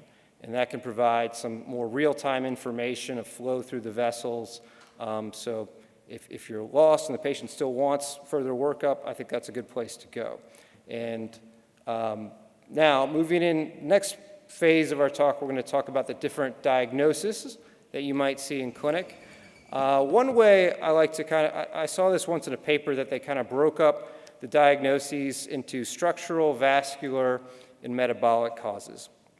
And a lot of these somewhat overlap, but I think it's a good idea when you're seeing the patient thinking about these categories so you make sure you're ruling all of them out, okay? So starting with structural causes, we have neoplasms. By far the most common one that you're going to see that's responsible for pulsatile tinnitus is paragangliomas, but almost any tumor, if it affects the inner ear the right way, you can get pulsatile tinnitus as a common symptom. This is an image here of a lateral temporal bone resection with total auriculectomy for melanoma. So for glomus tumors, this is a really pretty cute glomus tumor. You almost never see them like this, where it's just sitting on Jacobson's nerve in the middle ear. Really nice tumor. But there can be three types of glomus tumors you can see in the ear. Your glomus tympanicum, probably most common, followed by jugular paragangliomas. And then we have our paragangliomas of the facial nerve, which are usually very rare. And those often present with facial nerve paralysis. So sometimes you'll get a scan on these. It looks like this. A very simple sort of middle ear mass. What you want to pay attention to is that you can see, how do I access my laser? So right here you can see a little moth-eaten sort of appearance of the jugular plate. This is not normal, and this implies tumor infiltration, okay? And then when you look at this axial cut, you can see that the foramen's quite wide and there's some infiltration around it. So this is a jugulare tumor, so it can be very hard to tell just looking at an ear whether this is a tympanic or jugular origin paraganglioma. So we want to do imaging and kind of look at these specific cuts to kind of make that determination. So temporal bone abnormalities, there's a lot of these. I think the two most common ones you might see or look out for in the ENT clinic, especially since they have other ENT symptoms, are superior canal dehiscence and patrocystation tube, okay? Both of these conditions have autophony, which means hearing internal sounds in the ear, as well as ear fullness. So they can be a little difficult to differentiate. One of the key things, I think, is that with patrocystation tube, it's usually positionally based, so it can be modified depending upon what they do, and that breathing is often a prominent autophony symptom. That's not really a bone-conducted sound, so you don't usually see that with canal dehiscence. Also, obviously, the presence of vertigo or disequilibrium will push you down that SCD path, but it may not be so obvious. Other pathologies, otosclerosis, certainly pulsatile tinnitus can be there along with subjective tinnitus, sigmoid plate dehiscence, carotid abnormalities. This is just an example of a patient I saw very recently with pulsatile tinnitus that had an aberrant carotid sitting over their cochlea. They really just wanted to know what was happening. They were not bothered by it, but it was very interesting imaging finding to see the carotid sitting right there. So metabolic causes. So these are not that common, but we want to think about the patient's prior history. Do they have a reason to have ototoxicity? Are they taking any abnormal supplements? And then things we might not think about, such as Graves' disease, anemia, conditions that might modify cardiac output that might make pulsatile tinnitus more distinct. Myoclonus is a condition that's probably pretty common, but a lot of patients don't come to the office for it. So we'll talk a little bit about that. I actually had the personal experience of having it several months ago for a period of weeks, and it was miserable, so I don't recommend it. In general, this is not a pulse synchronous sound. It's like a clicking or fluttering, tapping type sound. and it comes on and off most of the time, although it can be persistent. It can be caused by pediis muscle, tensor tympani muscle, or it can be palatal myoclonus that is just perceived in the ear. So it's reasonable to scope these patients if they have it persistently, if you can see it in the office. Usually if they have palatal myoclonus, that might be more of a sign that there's some underlying neurologic disease, and I would refer this to our colleagues in neurology as well. Oftentimes, just doing lifestyle modification, patients are often very dehydrated, over-caffeinated, not getting enough sleep, and that's why they're getting muscle spasms. Let's see. Can you see if this video will play down there? This was a patient who I was really proud I was able to get image of their eardrum moving in the office. But if they're having it while you're in your office, you can try to examine it and see some actual movement of the drum. I think there's another beat coming up. There we go. That was exciting for me. So now we're going to get into the meat of conditions that we all worry about, vascular causes. So these are due to changes in blood flow, changes to the actual anatomy of the vessel, and that affect the flow, viscosity, and volume of blood that's passing through the vessels. So this is a really important slide, is how to distinguish arterial causes from venous causes. And the easiest way to do this is just put your hand against their neck and see if it goes away on that side. If it goes away, it's a venous cause, okay? Arterial causes also tend to be high-pitched, more like their heartbeat, it balances right with their pulse, whereas the venous causes, they'll describe more like a whooshing type sound, like whoosh, whoosh type sound. And being able to differentiate these will save you from having to order different studies that are not necessary. So if you can determine this, it'll also narrow your differential diagnosis a lot, okay? So arterial causes are less common, but often a little more worrisome. General atherosclerosis can be a cause, and in patients that have risk factors, you can just do an ultrasound as your first study, and if you get your answer there, then you don't have to do anything else. So that's a time when I might use ultrasound. Other causes, things like CTA, MRA are better at seeing, and we want to worry about dural sinus AV fistulas because they have a risk for cerebral bleeding. So we just talked about this. So dural AV fistula is pretty common intracranial vascular malformation. These patients come, to your door saying, "Doc, you have to do something." Usually it's a very loud, very bothersome sound. So if your imaging is kind of coming up negative, I would have a low threshold to kind of do an angiogram, because CTA and MRA are pretty sensitive and specific, but they can miss them. So I would definitely have a low threshold to do an angiogram in this kind of patient. They might have a prior history of trauma or of some sort of cerebral venous thrombosis in the past. Those are things to look out for. So venous causes, this is probably the majority of the patients that you'll see, at least in my practice, maybe because we're the Deep South here, but venous causes can be from a lot of things, and they can be all at the same time also. Probably middle ear fluid is the most common venous cause, but this may be simple otitis media versus spinal fluid leak versus an encephalocele. Often this can be with idiopathic intracranial hypertension or by itself, and they might often have abnormalities of their venous system on that side, such as transverse sinus stenosis, sigmoid sinus wall abnormalities, jugular bulb abnormalities. And now more and more, you rarely find the patient that just, you can't explain it. I think that's very uncommon now. So for middle ear effusions, these are actually, can be just plain otitis media or can often be a CSF leak. I see so many CSF leaks that I almost am like traumatized by it that I think every patient with a middle ear effusion has a CSF leak till I prove it, okay? But when I was a resident, I don't think we saw very many spontaneous CSF leaks, and I was just counting this year, I've diagnosed more than 10 since 2025, just patients that came to my office for an effusion. So things to look for as far as red flag signs that I think would prompt you to do to not do a myringotomy right away would be if it's unilateral, if they no history of an ear infection that caused it, if they don't have a history of ear infections in the past, if it's something that they are like, oh, I don't know when this started, I just stopped hearing, or a big thing that I found very sensitive, if they're able to insufflate with total ease and they still have an effusion. And usually it'll be sort of a clear effusion with little air bubbles and not this kind of amber-colored effusion.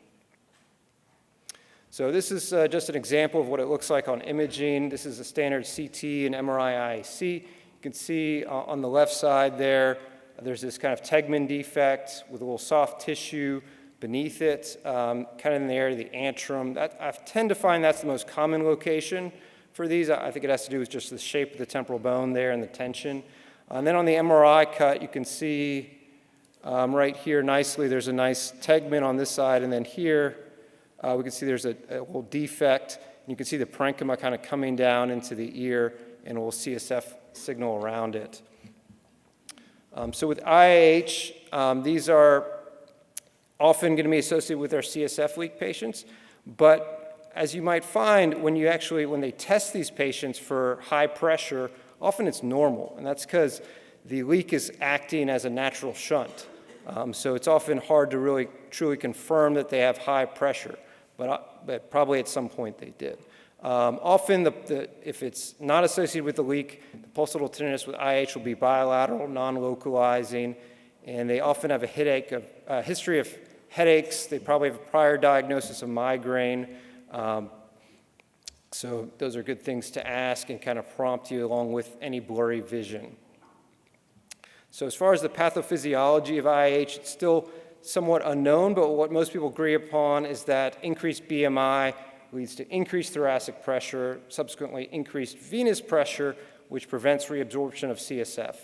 And then the pressure of the CSF goes up intracranially, and that further collapses the dural venous sinuses, which are responsible for reabsorption. So it kind of creates this positive feedback loop that can be a big problem. And that's why stenting those sinuses can sometimes be a good treatment option. So most of the time we diagnose these based on imaging findings, but you can still do a lumbar puncture is the true gold standard. When it's above 25 millimeters of water, that's diagnostic for IIH. All patients should be evaluated for any ophthalmologic changes in pressure. So a lot of different MRI findings. We're going to skip through this, but that's typically what we want to look for. Sometimes I talk to the radiologist personally, let them know we're looking for this because they're so common, they might not have been pointed out. And it could coexist with sigmoid sinus wall abnormalities, CSF fistula, canal dehiscence are all more common in these patients. So sometimes it's hard to tell what's the actual cause of their main symptom, pulsatile tinnitus. So typically we want to focus on MRI, MRV in this patient population.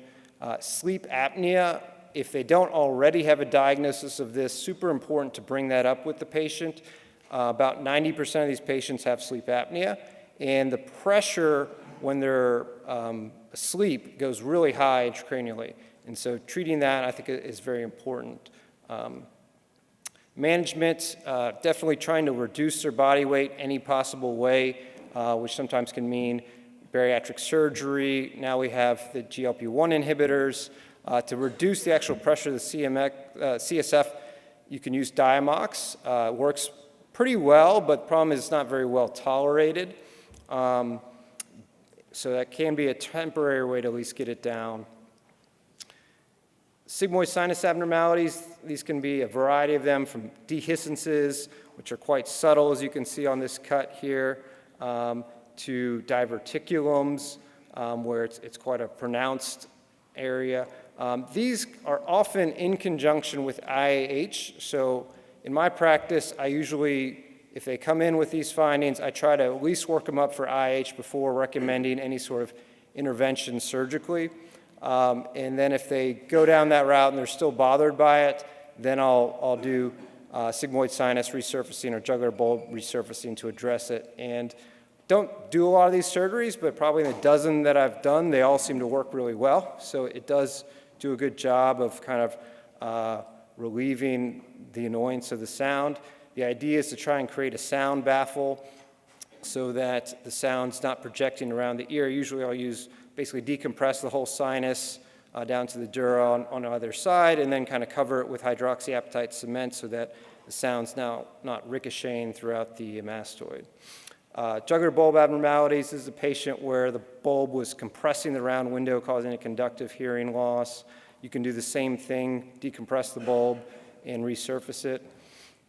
So to kind of sum things up, there's no, be-all answer. A lot of my partners that are comprehensive otolaryngologists will ask me, what study do I need to do? And unfortunately, the answer is it depends. But the idea is that you have some sort of differential in your mind before you go to the selecting study part of the algorithm.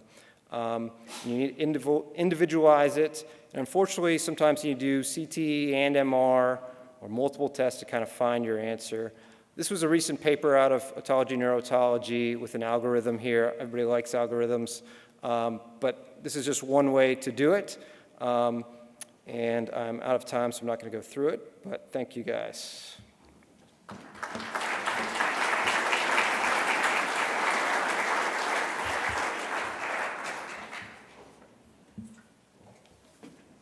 Any questions?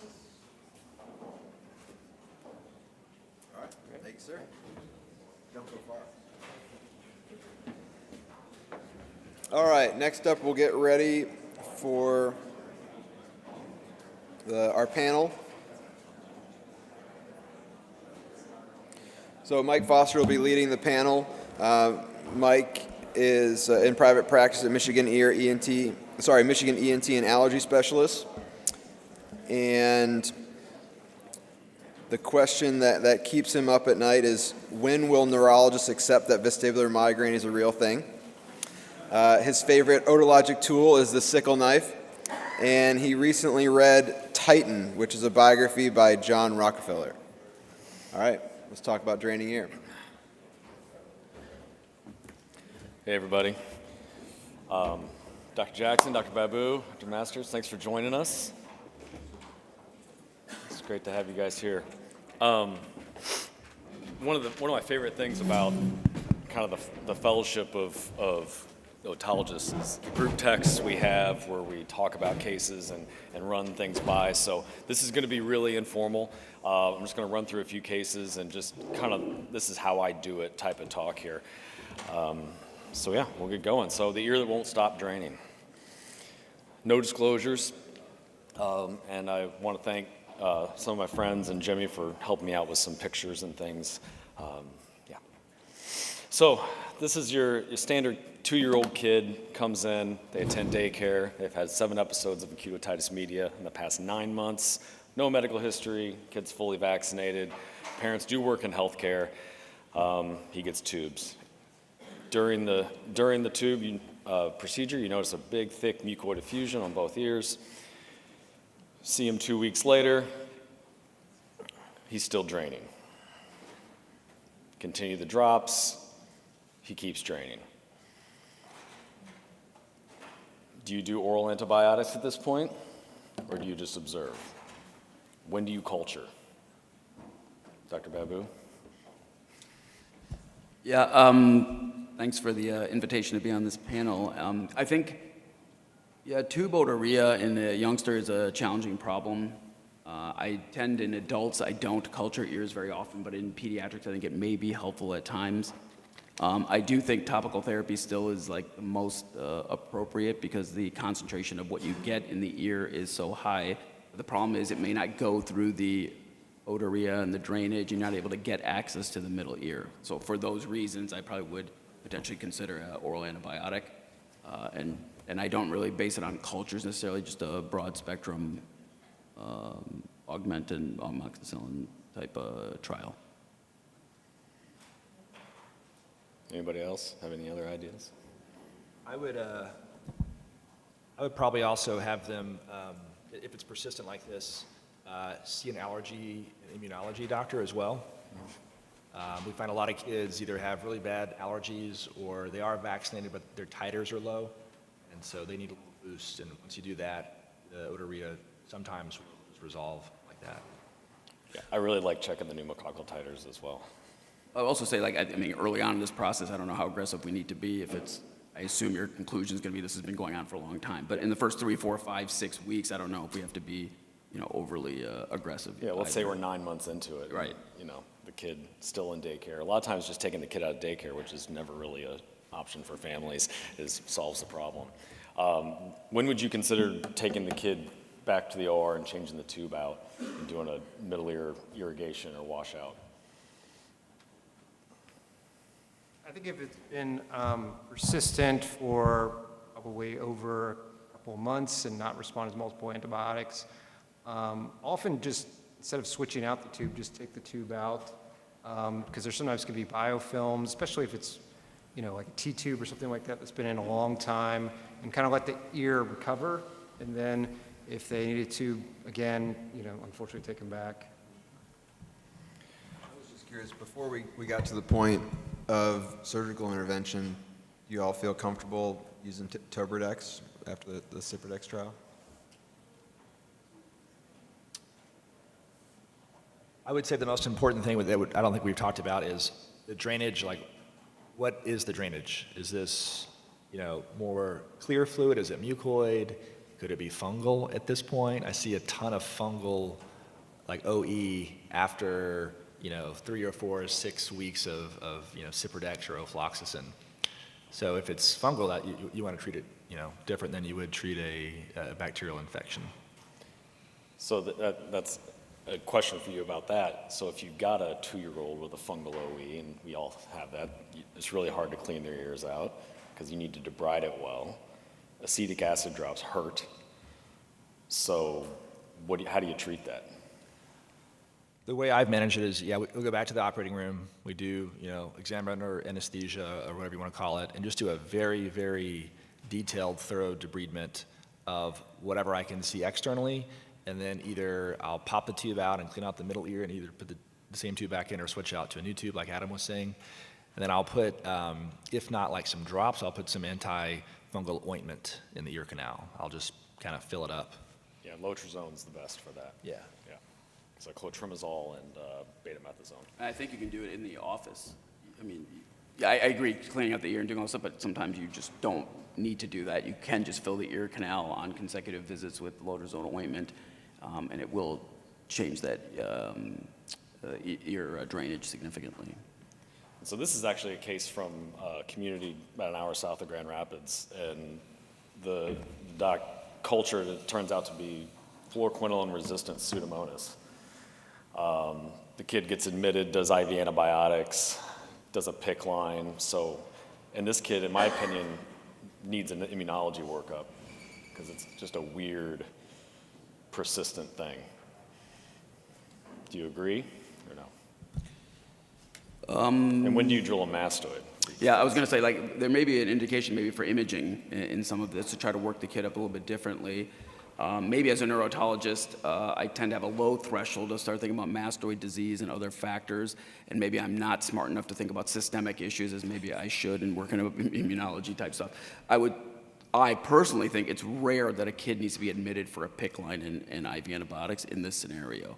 So I'm already irritated by the story that the patient's admitted, is on this PICC line, is now, parents are having to deal with this, and it may be something else we have to figure out, whether it's allergies and immune workup. To me, this isn't the solution. I understand they got this culture, which now is like taking them down this road, Right. but I would consider other workups and imaging in this scenario. And even in a 2, 3-year-old, there's times I've had to do, canal wall down cavities in these kids because they just have constant draining ears that started out as tube otorrhea, but they ended up in a canal wall down. Actually, because I did an intact canal wall and still couldn't get it controlled until I finally did a canal wall down. So there is sometimes you have to have this potential aggressive mindset to take care of the problem in certain scenarios. Yeah. And in the conversation about this case, there was, when we get in the CT, and it's a social nightmare, and the parents aren't appropriately dealing with it. So, yeah, to your point, I think a CT and potential mastoid is important here. Any other touches, any points, any tricks on tubotorrhea? So I agree a lot with what Sai said, but and what I've found sometimes with these chronically draining tubes is that when you do take them back, there is like some cholesteatoma growing on the underside of the drum from the tube placement. So that often can be hard to see otherwise, but when you do lift that drum up, there's a bunch of skin under there, and that's kind of seeding a lot of the infection and chronic drainage. And when you're irrigating these ears out, when you do the thorough debridement, are you putting any sort of antibiotic in your irrigation while you're doing it? No. I don't. All right, we'll move on to the next one. So in my opinion, these are the hardest ones. They're usually these old crusty farmer guys who come in, and 71-year-old guy, no otologic history, shows up with right OME a lot. This is very similar to kind of what when Dr. Masters was going through his pulsatile tennis lecture, I thought about this case.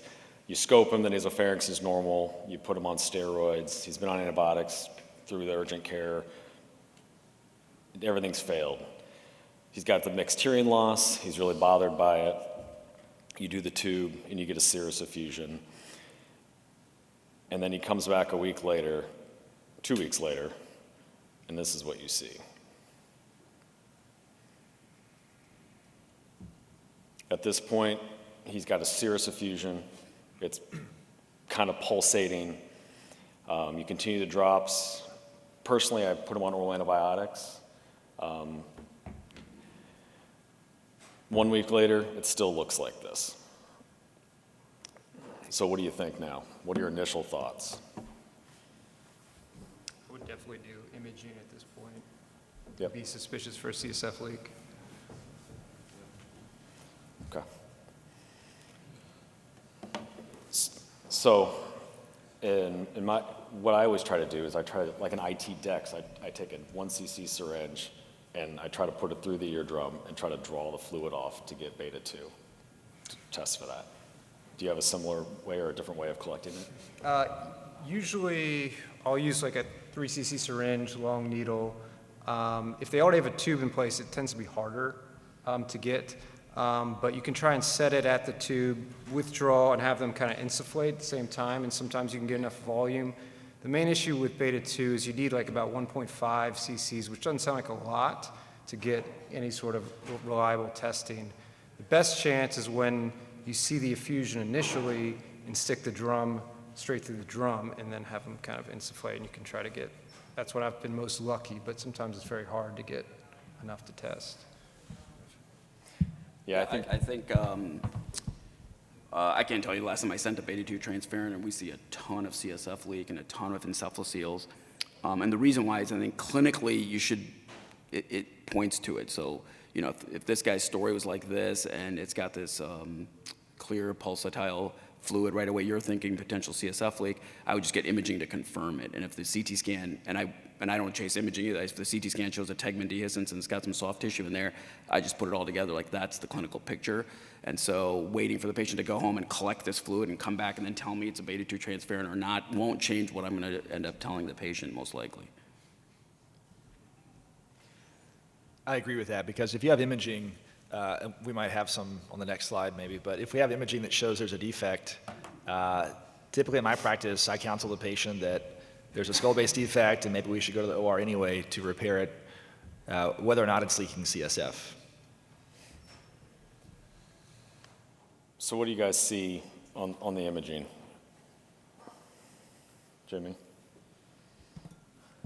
I was curious about his sinuses too, just because he's a 71-year-old guy, doesn't have any history of any otologic problems. And, you know, the person we worry about with CSF leak is, you know, typically the obese female. But nonetheless, it's still reasonable to look for it, and obviously it's pulsing, so we got to rule that out. But, you know, personally, I've definitely seen these farmers who develop, you know, unified airway problems later in their life. So nonetheless, he does have some evidence of some maxillary sinusitis. Obviously has a pacification of the mastoid and middle ear space. Looking at the tegmen, they're definitely a questionable spot. Tegmen tympani looks okay, but tegmen mastoideum looks like there's a little defect there. So I'd be less interested in the maxillary disease and more interested in that tegmen mastoideum defect. Yeah, so I agreed, and we all read all our own scans, and in this situation, they mentioned that the tegmen was intact, and I disagreed with that, so I ended up ordering an MRI, and they also noted no encephalocele. But in that area in that area right here, right there in the mastoid, that was where I thought, and even on the MRI, I'm sorry I don't have the images, it looked suspicious. We did collect beta-2 on him, and the beta-2 was negative. Culture was negative, pneumococcal titers are normal. MRI says no encephalocele. What do you do now with that imaging and the questionable dehiscence? Is the ear still leaking? Yes. And has he been on long-term oral antibiotics? No. So, I mean, given with the sinus disease and the draining ear, I would do a 3-week course of antibiotics. What would your choice be? I'd just go with Cipro, 500 twice a day. I think it is reasonable to treat it medically like that and try to get it under control. I think more likely than not, if there's a CSF leak, there's a higher likelihood that you're going to recommend surgical intervention. Even in a 71-year-old, there's still this increased risk of meningitis that can occur. The risk is really low, as Adam was pointing out, that it's one of the things we're curious about. But you will see it. You'll see it 1 out of every 100 or something that'll have a CSF leak and develop meningitis. And so I don't think it's a process you can just let go and let them live with it. I think you have to repair it. Yeah, I'd like to second that as well. And I think it's a really frustrating problem as clinicians, because probably every year we see people that present with meningitis with these kind of subtle tegmen defects, but then you see these people that have probably been draining for sometimes 8-10 years, and they might be 80 years old and have significant comorbidities, and you try and decide what's the risk of taking the OR. And sometimes I let the patient decide in those kind of cases, and let them know that there's this risk. But yes, I think reasonable to do a course of oral antibiotics, but I would probably recommend some sort of surgical exploration.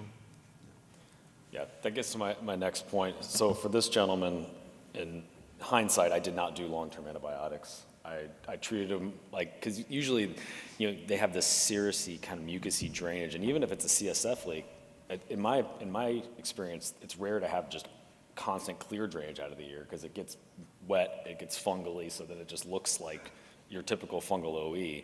So I treated that, didn't get better, put him on Diamox, and to Dr. Master's point, not really well tolerated in the vast majority of patients that I put them on. Even at a low dose of 250 BID, they just can't handle it. So I went with my own suspicion, and I booked him for a mastoid with a potential transmastoid repair of the encephalocele. Is that something you would do at that point? He does have a sclerotic mastoid on that side, which makes it a little bit challenging maybe to do it, but I think you should be able to perform a transmastoid approach to repair that, but have a potential low threshold that you may need to do a metal fossa, which in a 71-year-old would have its own risk, but I think it's a safe approach. I think the size of that defect, you should be able to repair a transmastoid. And kind of the location of it, yeah. More lateral. Another thing to think about, probably not, I would probably do the surgical intervention, but I have had some patients resistant to wanting to do surgery and done an IH workup and done MRVs, and they have really bad transverse sinus stenosis, and stented those transverse sinus stenosis, and the little leak went away. I have 2 patients that have done that. So just something to think about. You do that with neuro IR? Oh, I don't do it personally. Well, I'm saying. Yeah. But the either interventional neurosurgery like endovascular or interventional neurology. So this case was actually like 2 months ago. So I ended up doing a mastoid, and within the mastoid, there's this thick granular material. You send it for pathology, it comes back as benign, inflamed granulation tissue. I skeletonized the tegmen, hopefully didn't give him an encephalocele in the future, and I didn't find anything. You're in the OR, valsalving, there's no leak. And so I drilled him out, did a facial recess, got all that stuff out, and actually just put a bunch of gel foam with Ciprodex in the ear, washed out. I put vancomycin in my irrigation, my asepto irrigation, 1 gram of vanco per liter of saline, and irrigated out, and his hearing got better, and 3 weeks later he was dry. But the vast majority of these patients are CSF leaks, but this one was just kind of weird. You found the thin tegment? You found the area where the defect was? It was thin, yeah, but there was no leak. No leak. And the dura was intact. Yeah, maybe it healed then at that time, Right. potentially. True. That's interesting. Hopefully it stays dry. Yeah, and one little thing that I found, a couple CSF leaks with people is they drain at night, and then they don't drain during the day. Because if you think about it, when they lay down, the brain lifts up off of the tegmen, and then the leak is open. Then they get up during the day, and it closes. My So- assumption in that case, by the way, is that I think that it was leaking at one time, and you get this foreign body reaction that occurs to the proteinaceous nature of the CSF. So you get this inflammatory reaction that occurs. It happens in the ear canal all the time. So you look in the ear, and you'll see this big inflamed ear, and you think it's an infection, but it's not. It's the CSF that's been leaking out for quite some time that causes that. And then it will cause it in the mastoid. It'll cause it, after an acoustic tumor, if you have a CSF leak, that's what you'll go back and see. You'll see this big inflammatory reaction. So I imagine that's what happened in your ear, which it just got better, but I think it spontaneously sealed. And then you went and reversed all the reaction that occurred from that, I would think. That's really interesting. That's probably what happened. Just really quick and dirty, your ancient neglected canal wall down cavity shows up in your office. This local doc who's soon to retire did a canal wall down and left the eustachian tube wide open. You're just looking down the barrel of the eustachian tube and constantly draining. But let's just say somebody comes in, they haven't had their canal wall down cleaned in, 20 years, and it's a disaster. What's your approach? I'm glad you're seeing them.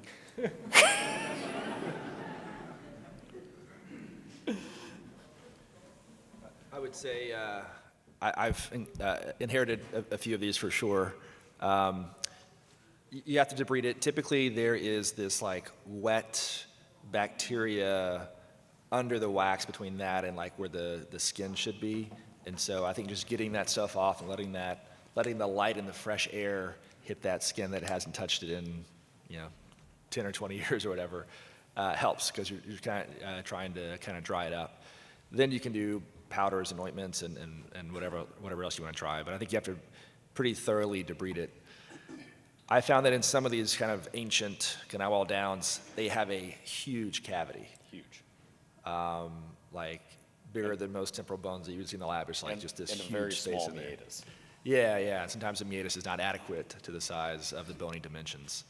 I try to, if it's like an older person who usually their hearing is pretty bad too, and they've kind of given up on the ear, I try to just manage it in the office.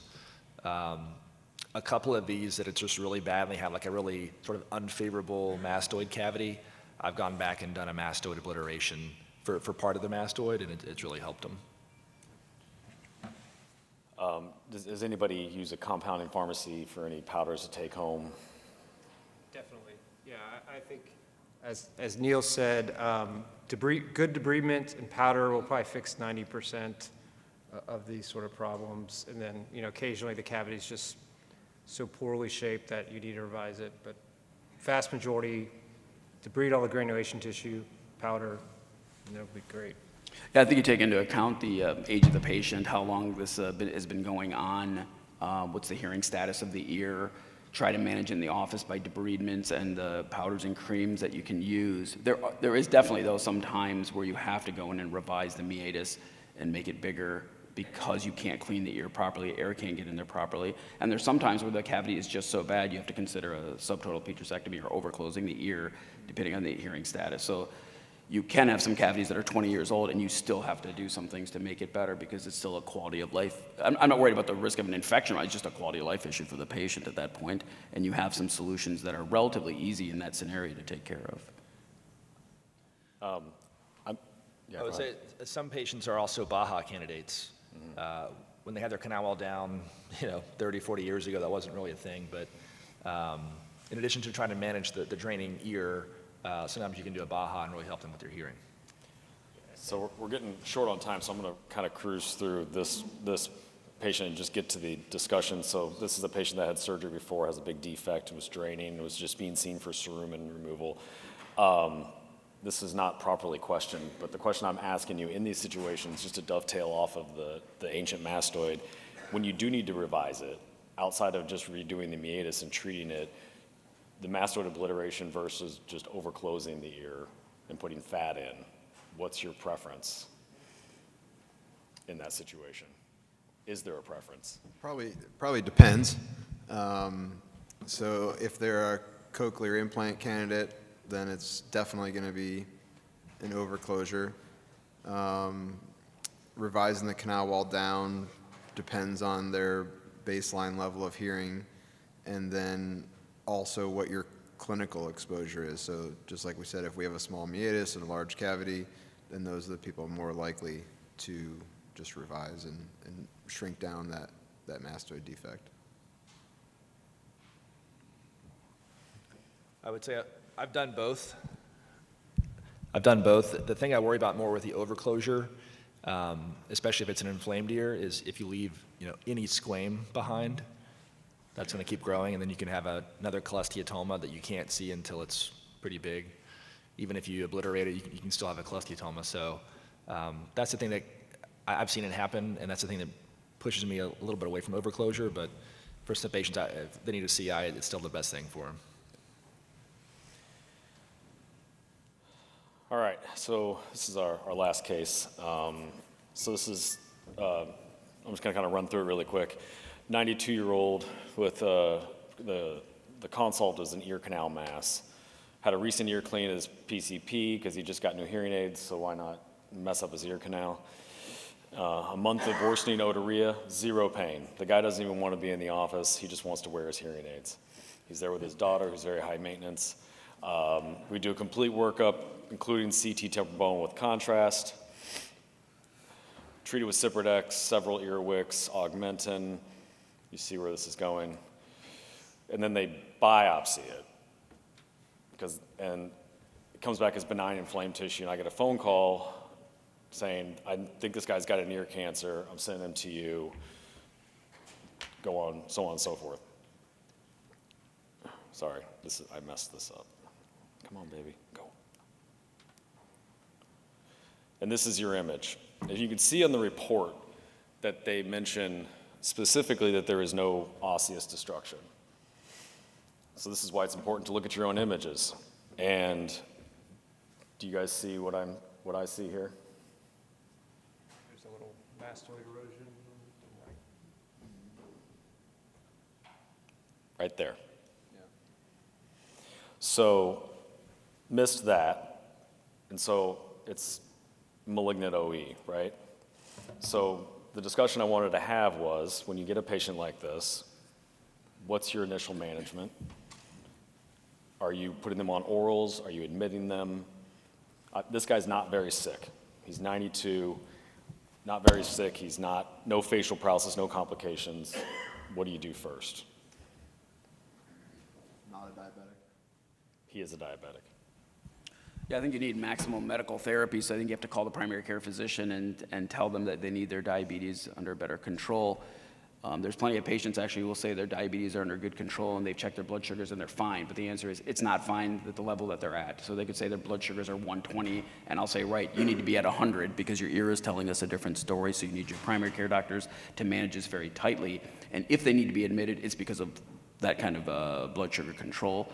I don't think in this scenario like IV antibiotics is necessary, although I have a low threshold maybe for that. I think Cipro probably does an adequate job of coverage in the face of malignant otitis externa without complications. And usually it's the pain that you have to manage that's a bigger issue, and this guy doesn't really have pain, so I think you can manage it sort of conservatively as an outpatient and make sure he knows he has to come in for routine follow-ups because it can progressively get worse. At 92, and the way his attitude is, he's probably going to do whatever he wants to do, and he'll just have to deal with the consequences. And the consequences may be nothing, but you have to tell him that there's a risk that you could get lower cranial nerve involvement, you could get facial nerve involvement. But I have patients like this too, and they don't care. They're just like, I'm fine, I'm doing okay, and they just kind of live with it. And they probably do live with some little mild version of MOE, and they're fine. Yeah, I would also add, just in the older population of 85s, 90-year-olds, there's a lot of people with like spontaneous ear canal erosion that are quite asymptomatic. They might have a kind of a subtle, maybe called ear canal cholesteatoma, but it's just age and vascular related, and usually could just be managed by cleaning. But that can get out of control and develop into this sort of severe MOE, so you just have to be aware of that sort of thing. But it's quite common in elderly people to have ear canal erosion. So when would you consider taking this patient to the OR before doing anything medical? For malignant OE, OR management, I think is if they failed months of IV antibiotics, they have like a horrible sort of falling apart temporal bone sort of thing. And I think I would kind of do, sort of subtemporal or lateral temporal bone resection with some sort of muscular flap with our head and neck colleagues to get some sort of muscle into that really area. And that's really for when it's going deep in the skull base, into clivus, and they have nerve palsies. That's when I kind of do an intervention like that. I think at that point, it's like squamous cell carcinoma of the temporal bone, like you're causing more morbidity, mortality concerns than benefit at that point. I mean, if you have lower cranial nerve involvement, complete skull base involvement, surgery is really not going to change management. It can help pain. So the one thing you may be able to improve their quality of life is from a pain standpoint at that scenario. But that's a end stage type disease at that point when it gets there, which is what you're trying to prevent with an adequate warning and telling the patients that they have to follow up for that reason, because when it gets bad, then it's bad. So this gentleman refused to do his at-home, he lived alone, refused to do subacute rehab, finally convinced him to go in the hospital for IV antibiotics, and he still didn't get better. And initially, before I get to that, I put him on Cipro, 500 BID, and he sees an ID doc because he has an old knee infected wound, and he's on baseline like cefuroxime, I believe is what he's on. And so she calls me and is screaming at me because I put him on a fluoroquinolone, and he has a abdominal aortic aneurysm, which is a black box warning for fluoroquinolone, so look for that one. And so we had this discussion, like, what do you do here? I was like, well, he's got Pseudomonas. Like, you need to treat it with fluoroquinolones. And we finally came to the decision that he had this little abscess right there at that area of erosion that I saw. I did a post-circular incision, simple mastoid, washed it out, drilled that little bit of infected bone away, and now he's great. So every case is going to be different, but with older patients, your radar has to be up for malignant OE all the time. So, yeah. Anything else, guys? No, those are good cases. Yeah. So this is a shameless plug for our hopefully annual academy or annual clinical assembly temporal bone lab.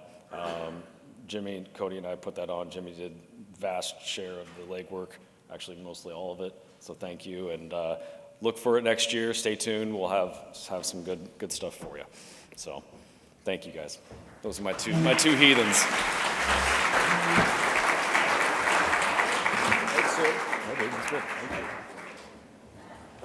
Thank you. Yeah. Thanks. Good case, man. That's fun.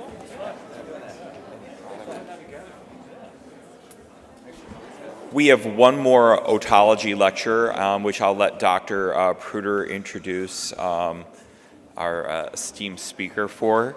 I just want to remind everybody that this is the last half an hour of content for otology. We do have a product theater at 12:30 in the room next door.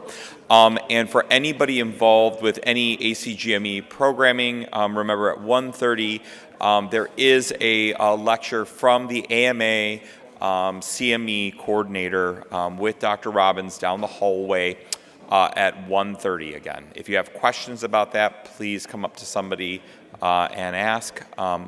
But thank you very much for your attention today. Additionally, I do want to plug very quickly not only the temporal bone lab, but the rhinology lab, which are extraordinary didactic experiences. And we do encourage everybody next year to look into participating in them. We're going to tweak the schedule around a little bit to make it easier for people to come to both the conference and not have to take the whole week off to accommodate one or both of those labs. But they're extraordinary experiences that the people putting them together have put a lot of heart into. So enjoy the next lecture. I'll give you to Dr. Pruder. Thank you. All right, Dr. Babu hails from the Michigan Ear Institute where he works as a surgeon, researcher, and educator, but at home he's informed that he's just the guy who can't load the dishwasher correctly and makes bad dad jokes. What keeps him up at night? Ear fullness. Why is it so challenging? Why does it have to occur? And he also wants to know, why don't all the OCR reconstructions have the same result? Can we predict which patients would benefit from cochlear implantation? Is ETD an important issue for chronic ear disease, and would balloon dilation help? I think we would agree that I all have the same questions. And lastly, his favorite otology tool is the black-handled otodissector, followed closely by the suction. But today, he'll be talking to us about cochlear implants for vestibular schwannoma-related hearing loss. Thank you.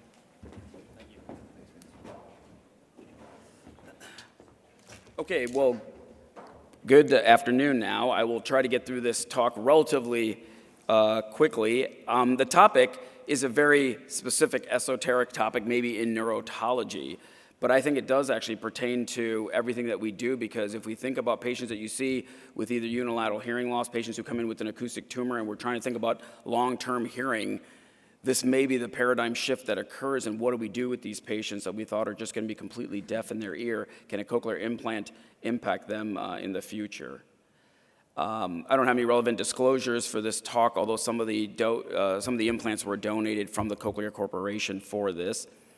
We'll cover a little bit of the hearing loss that patients have with acoustic tumors. We'll talk about some hearing rehabilitation, the history of how cochlear implants became in existence for single-sided deafness, and then our MEI outcomes of what we do with cochlear implants currently. So as we're well aware, we break down patients into schematics as to how serviceable or non-serviceable are their hearing.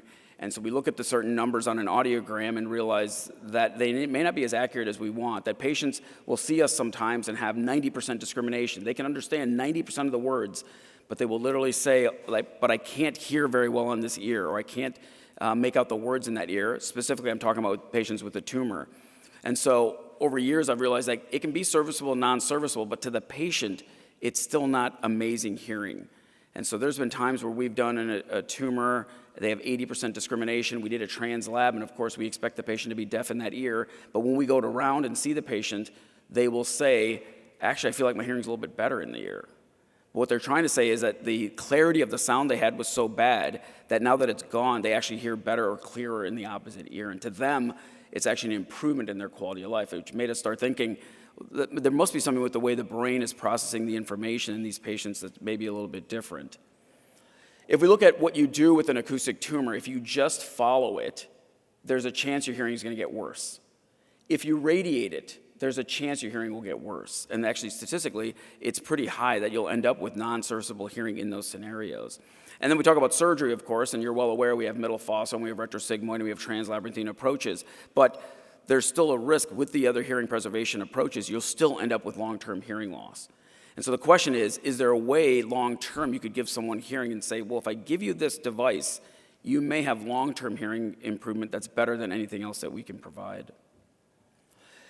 Data has shown that if you do a middle fossa, the percentage here in an article out of Japan was that you'd have serviceable versus non-serviceable hearing. So if you had a patient who had the surgery and you looked at their hearing 5 years out from a middle fossa approach, 65% of them, I can't read the number very easily, 65% of them ended up with non-serviceable hearing. So these are patients who had a centimeter tumor or smaller, went through a middle fossa approach, had their hearing okay for a while, but then at year number 5 now, more than half of them dropped their hearing to non-serviceable. And then to say, well, what can we do to offer you some options? You know, you can do a cross hearing aid, you can do a bone anchor device. You could even do a cochlear implant at that scenario, but now many patients like, I don't know if I want to go through a second surgery, I don't know if the results are going to be as good, and I don't know if I can tell them that the results are going to be as good after you've had a tumor removed and then go in and put a tumor in later on. So I won't belabor the options. At the Michigan Ear Institute, we tend to do a lot of translabyrinthine approaches. It's a longer approach, as you're well aware. It takes a lot more time for us and the fellows to get through that approach. But at the end of the day, our philosophy is that it's better for the patient. You have better vestibular outcomes from the patient. You have better tinnitus suppression, maybe. You have better long-term recovery with a translabyrinthine approach with vestibular ablation than if you did a retrosigmoid with cerebellar compression, maybe retraction, some other issues that may affect the outcome from a retrosigmoid approach. Cross-hearing aids, bone-anchored hearing aid devices basically work by using the contralateral ear as the main source of hearing improvement. But there are some downsides to that, which I won't go over. But if you had single-sided deafness and you could get the option of a cochlear implant, whether you had a tumor or not, anyone in this room should opt for, I would rather have a cochlear implant than a Baha or a cross hearing aid. So when someone comes in with single-sided deafness, and I'm having the discussion with the patient right now, I will tell them medically, if I could get a cochlear implant in my ear, I would do a cochlear implant. I want to stimulate that ear as much as I can instead of the opposite ear. So then about several years ago, the FDA started approving single-sided deafness for cochlear implantation in that scenario for all the medical reasons we've been talking about. So we, as an academy, as an organization in Michigan, we fought very hard to say, like, we need to argue that this should be approved for patients to improve their quality of life, and then it got approved. Doesn't mean insurances always follow along with it, but now we at least have data to show that insurances should provide a cochlear implant in that single-sided deafness patients. And then what we did was try to expand that into the use of that technology in acoustic neuroma surgery. And we're not the first ones to think about it. It's actually in the 90s, as I'll talk about, is when it was first described.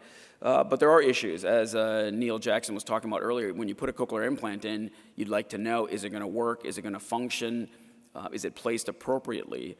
But now on top of that, I just took out a tumor through a translabyrinthine approach. I got to make sure the cochlear nerve is functioning. I have to make sure the cochlea is going to be open enough. And then when I put that implant in, we're all crossing our fingers like, is this going to work? And that's how we jumped into this years ago to try to figure out whether it would be possible or not. But years ago, people have taken out tumors and then did like promontory stimulation. Many of you in the room probably don't know what promontory stimulation is because no one does it anymore. But you would take a needle and poke it through the tympanic membrane and set it onto the promontory, and then you would run an electrical current. And you would ask the patient, can you hear that? And they'd say, yeah. And you're like, oh, your cochlear nerve must be intact because that's the promontory stimulation. We don't do it because it's kind of barbaric to the patient to do, so we don't check it very often.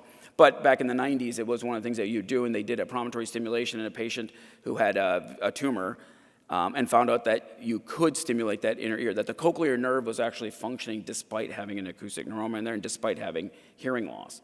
And so the idea was, well, if that's the case, could you put in a cochlear implant?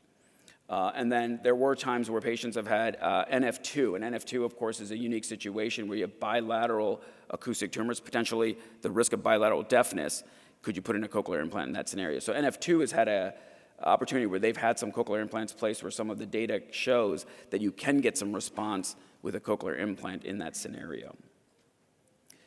And there have been several articles that have reviewed this.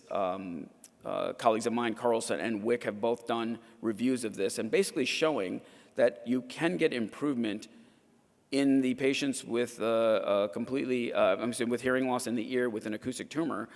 By taking out the tumor, treating the tumor, and putting in a cochlear implant, you can do it. They weren't doing translabyrinthine approaches necessarily. They could have done a retrosigmoid approach, and then the hearing went out years later, and then they put the cochlear implant in, for example.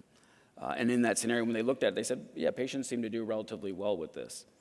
And then they had improvement from 30% of their sound awareness to 56%. And the majority of patients with this scenario had a reduction in their tinnitus, which is a big improvement for patients with an acoustic tumor, of course. And so they looked on, if you had patients with a sporadic tumor, does that act differently than NF2? Is the timing of when you put that cochlear implant make a difference? And can you do it at the exact same time, or should you delay it? We showed a paper years ago that if you do a translabyrinthine approach or labyrinthectomy in a patient and then checked the cochlear lumen years later, 50% of the time it actually became occluded or fibrosed. And so if you delay the cochlear implant after your surgery for the acoustic tumor, you may find out that you're not able to put the cochlear implant in. So that changed our opinion about whether or not we should do it right at the same time. And so this is a paper just showing like the patency of it on the left side.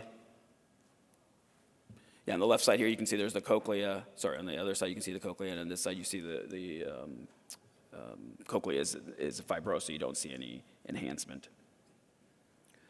And so when they did it delayed and they put it in there, they found that of 11, in this study they had 11 patients, and when they did the prom stim at 1 year, they found that several of the patients still had some stimulation, so they went back in and said, hey, we could put in a cochlear implant, but the majority of patients actually said, I'm fine, I don't need a cochlear implant, I've adjusted. And then several of the patients went in and did have that and found out that they did okay, not great. So actually many people reference this article, I mean, like, if you do a translab and you try getting a cochlear implant, they actually don't do that well. And our data says differently. In Italy, they had an article and it reviewed 51 patients that had a simultaneous acoustic removed and a CI placed, and found that many of these patients actually did quite well with this.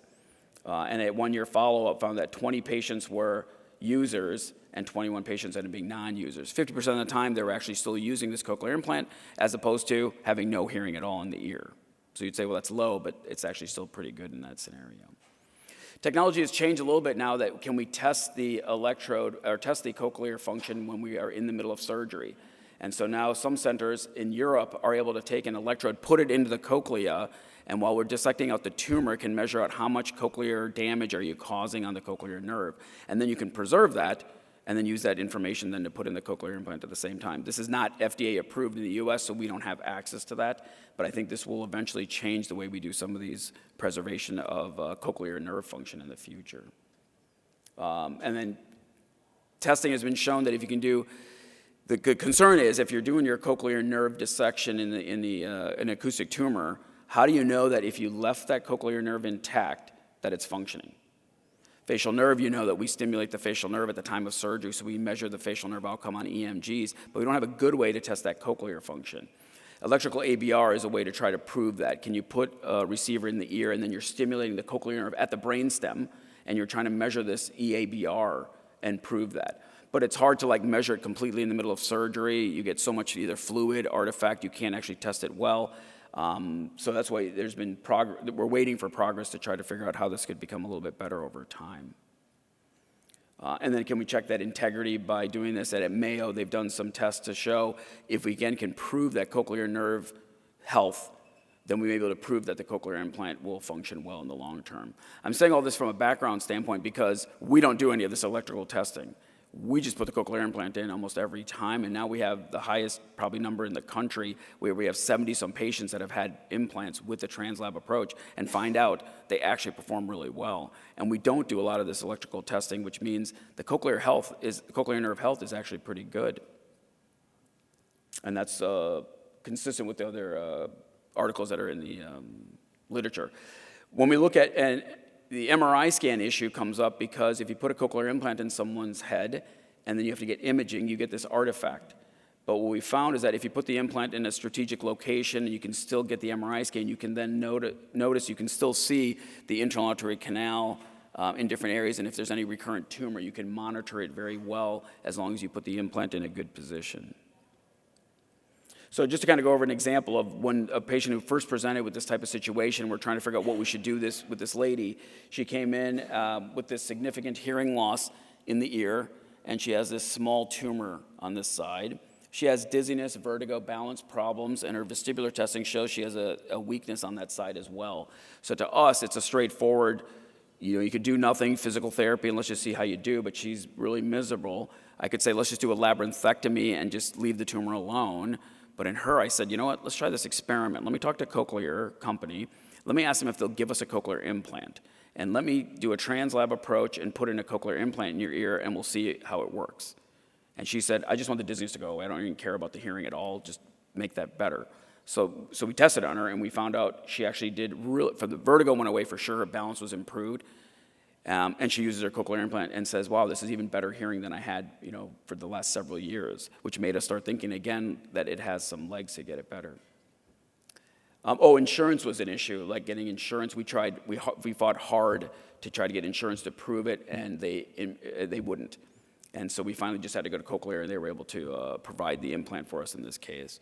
This isn't her surgery, but this is a representative example of what we do. So this is the internal auditory canal. The ear canal is here. We've drilled out the entire labyrinth, of course, and we're dissecting out the tumor. And at the end of the dissection, the tumor is being peeled out here. And our goal here, of course, is to protect the facial nerve and then to protect the cochlear nerve. And once the tumor is completely out, sorry, I'm trying to look at it here, and it really is blurry to see down here. I hope it's not my eyes. Once you get the tumor all out and it's completely clear, then we open up the facial recess like we normally would for a cochlear implant, identify the round window, and then insert the cochlear implant electrode at that time, just like we normally would, and then we close. In the beginning, we use abdominal fat like we always have. I've switched my closure now to using bone cement. So now we use bone cement to seal the entire area, and the implant just kind of sits in that bone cement completely, and it heals up great. I gave this talk one time at the skull base meeting, and they said, hey, you should talk about that and write that up, which I was not there to talk about that, but I said, sure. So we wrote it up and said, yeah, you can close these things with bone cement, and it works out beautifully well. And then we looked at our early outcomes. So Dr. Conway and our group looked at our early results of the 12 months that we used this. And to summarize that, it basically said that they did exceptionally well. They had the most improvement thing they had was tinnitus suppression, but even their wear time was quite good. They found open set speech was fantastic. So we said in the first 3 months, people did really well. Well, how do they do after 1 year? And now, by the way, they're out 5, 6, 7 years, and we just presented our data at the ACIA meeting in Boston, and their wear time is actually even better than a single-sided deafness wear time, and it's as good as someone who's bilaterally deafened and gets a cochlear implant. So the results are finding out that it's very good. In this data point that we looked at, there is some criteria we have to figure out what patient would be a good candidate. Not every patient walking in the door with the tumor is going to be a good candidate. So patients who have a tumor less than 2 centimeters, and they have good hearing in the opposite ear, no history of radiation, no history of other surgeries, and we're electing to go through a translabyrinthine approach is who we included in that initial data. They all had testing preoperatively and postoperatively. In that case, there were 12 patients that were included. Average tumor size was quite small, most of them being in the intra-artery canal. Occasionally, there were some intralabyrinthine tumors that we also removed. And their AZ bioscores, as a result, significantly improved over time. Their CNC word scores that you check for cochlear implant patients improved over time. Their tinnitus handicap index scores improved over time. And so the answer is that these patients do quite well, and I think long-term it does change the paradigm of how do we educate these patients on what options they have available to them. We still have a lot to figure out. Is the size of the tumor an important aspect? Is the location of that tumor important? Does their preoperative hearing level make a difference?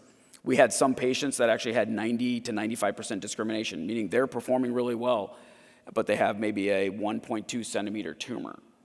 And so I get called out a lot on and saying, why are you doing a translabyrinthine approach in someone who's got 90% understandability of their hearing?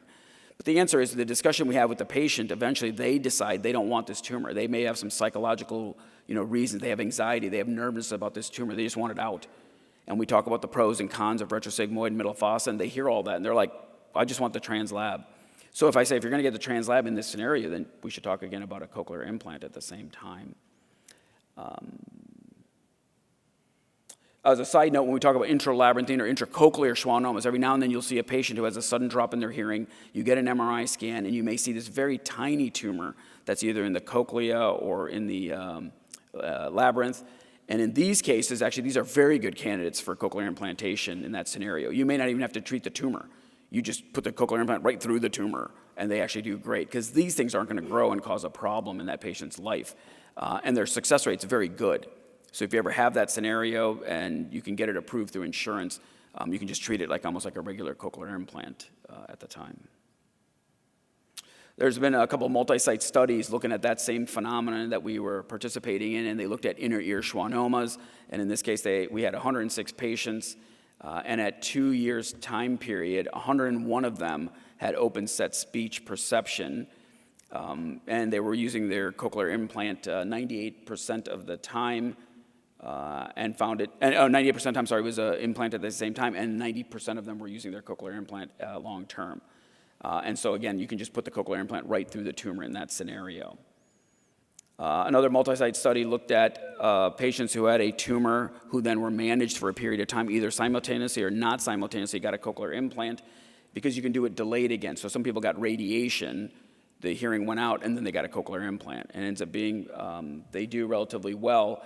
Open set perception was noted in 61% of patients who had surgery. 100% of them, if you had observation, had great results, of course, if you just follow your tumor and don't do anything and put in a cochlear implant, and then 80% with radiosurgery. So I assume the people who got it wasn't at our center, at certain centers around the country, that if you had a tumor that wasn't growing but their hearing was terrible, they decided, well, let's just put a cochlear implant in and your 8 millimeter tumor can just be left there. So and it's a reasonable option for some people if they want to do that, especially depending on their age potentially. So we're trying to figure out tumor size, location, the timing of the implantation, electrophysiologic testing that we can help predict how well they'll do. And I think over time we'll start learning that can help. I had a patient then come in who had radiation by one of my senior partners, and 10 years later the patient came back in again with a drop in the hearing, and her tumor was growing. And so she kind of said, hey, like, what should we do about this? I had radiation, my tumor is growing, and my hearing is terrible. There you can see her hearing was, at this point, pre-radiation, post-radiation, and then over time it's become like this.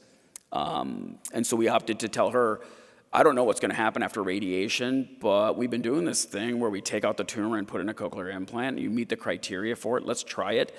And actually, she's actually our best performer of all the people for some reason.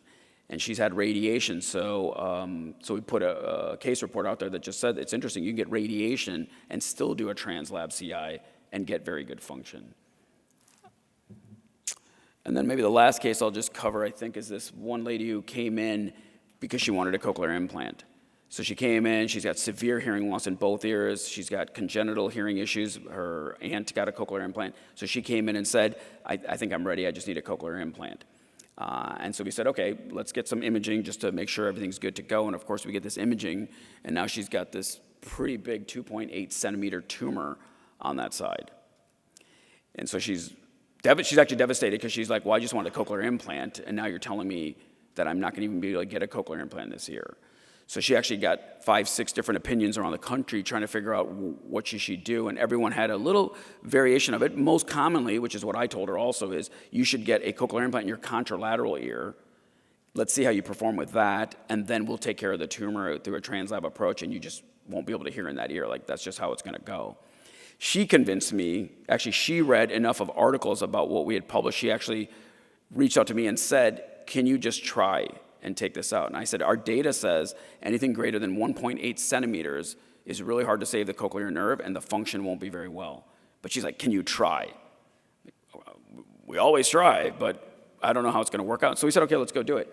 So we got in there, and Dr. Jacob, our neurosurgeon, and I worked together really probably more than we normally would to really try to save that cochlear nerve. And surprisingly, we were able to peel it off the cochlear nerve well enough that we decided to put the cochlear implant at the same time, knowing I have no idea whether she's going to even perform with this, but this is what her wishes are. Let's try it. And it ended up being that her pre-op testing shows she's a good candidate for that. I think it just kind of explains what I just told you, so we decided to go and do it. And then at activation, she had neural response telemetry, said that she's actually had some function in that ear. And then at 2 weeks when she got her appointment and started using the cochlear implant, she suddenly was like, oh my God, like I can hear better than I did before with my hearing aid. And we were all like astonished by this. My audiologist called her, and the patient has my number, so she called me and said, this is amazing. I told you I knew what I was talking about. And so, and this is her word description. She was down here before, and now she's able to get this. Her understandability is still not fantastic, but to her, this is like an amazing upgrade. To the point, actually, she actually just said recently, like, well, my cochlear implant and my hearing aid in my other ear are working so well, like maybe we'll hold off on the cochlear implant in the opposite ear. And so I'm sort of amazed by these type of things. And I say in our practice all the time, and so she sent us this letter that basically says the point isn't that the accolades get it. The point is that she very wrote at the bottom here, you're a translab CI patient.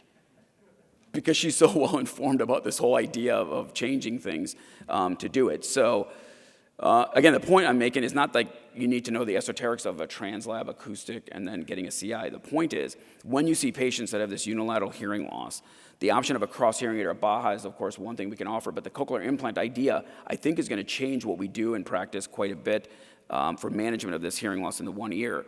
And then if you have a tumor, I think we're finding out that we actually can now change the way we manage a lot of these tumors the same way, and it could be that what I'm talking about is that even if you have relatively serviceable hearing in that ear, maybe the right time is actually to take out that tumor now and then put in a cochlear implant, because that may give that patient the lifelong results that we're looking for. And that's data to be known. That's my own hypothesis, of which I have many, and we'll have to wait and see if that pans out. So it should improve their quality of life. Data right now is saying that it clearly has an impact. One of the biggest impacts, again, is tinnitus suppression, which patients really complain of. We're currently looking at even a systematic review or the debate that if you just do a translabyrinthine resection, is that enough to give people tinnitus improvement in that ear? Or does the cochlear implant in and of itself give you the tinnitus suppression, or is it the combination? And we're trying to figure out that data point, because again, from patients who have an acoustic tumor and you take out their tumor, what do they complain of to us 10 years later? Is the severe tinnitus still in that ear potentially? And is there ways that we can mitigate that at the time? So I think that's all I have. I appreciate your time. I thank our whole team that we have at the Michigan Ear Institute, and I welcome any questions that you may have.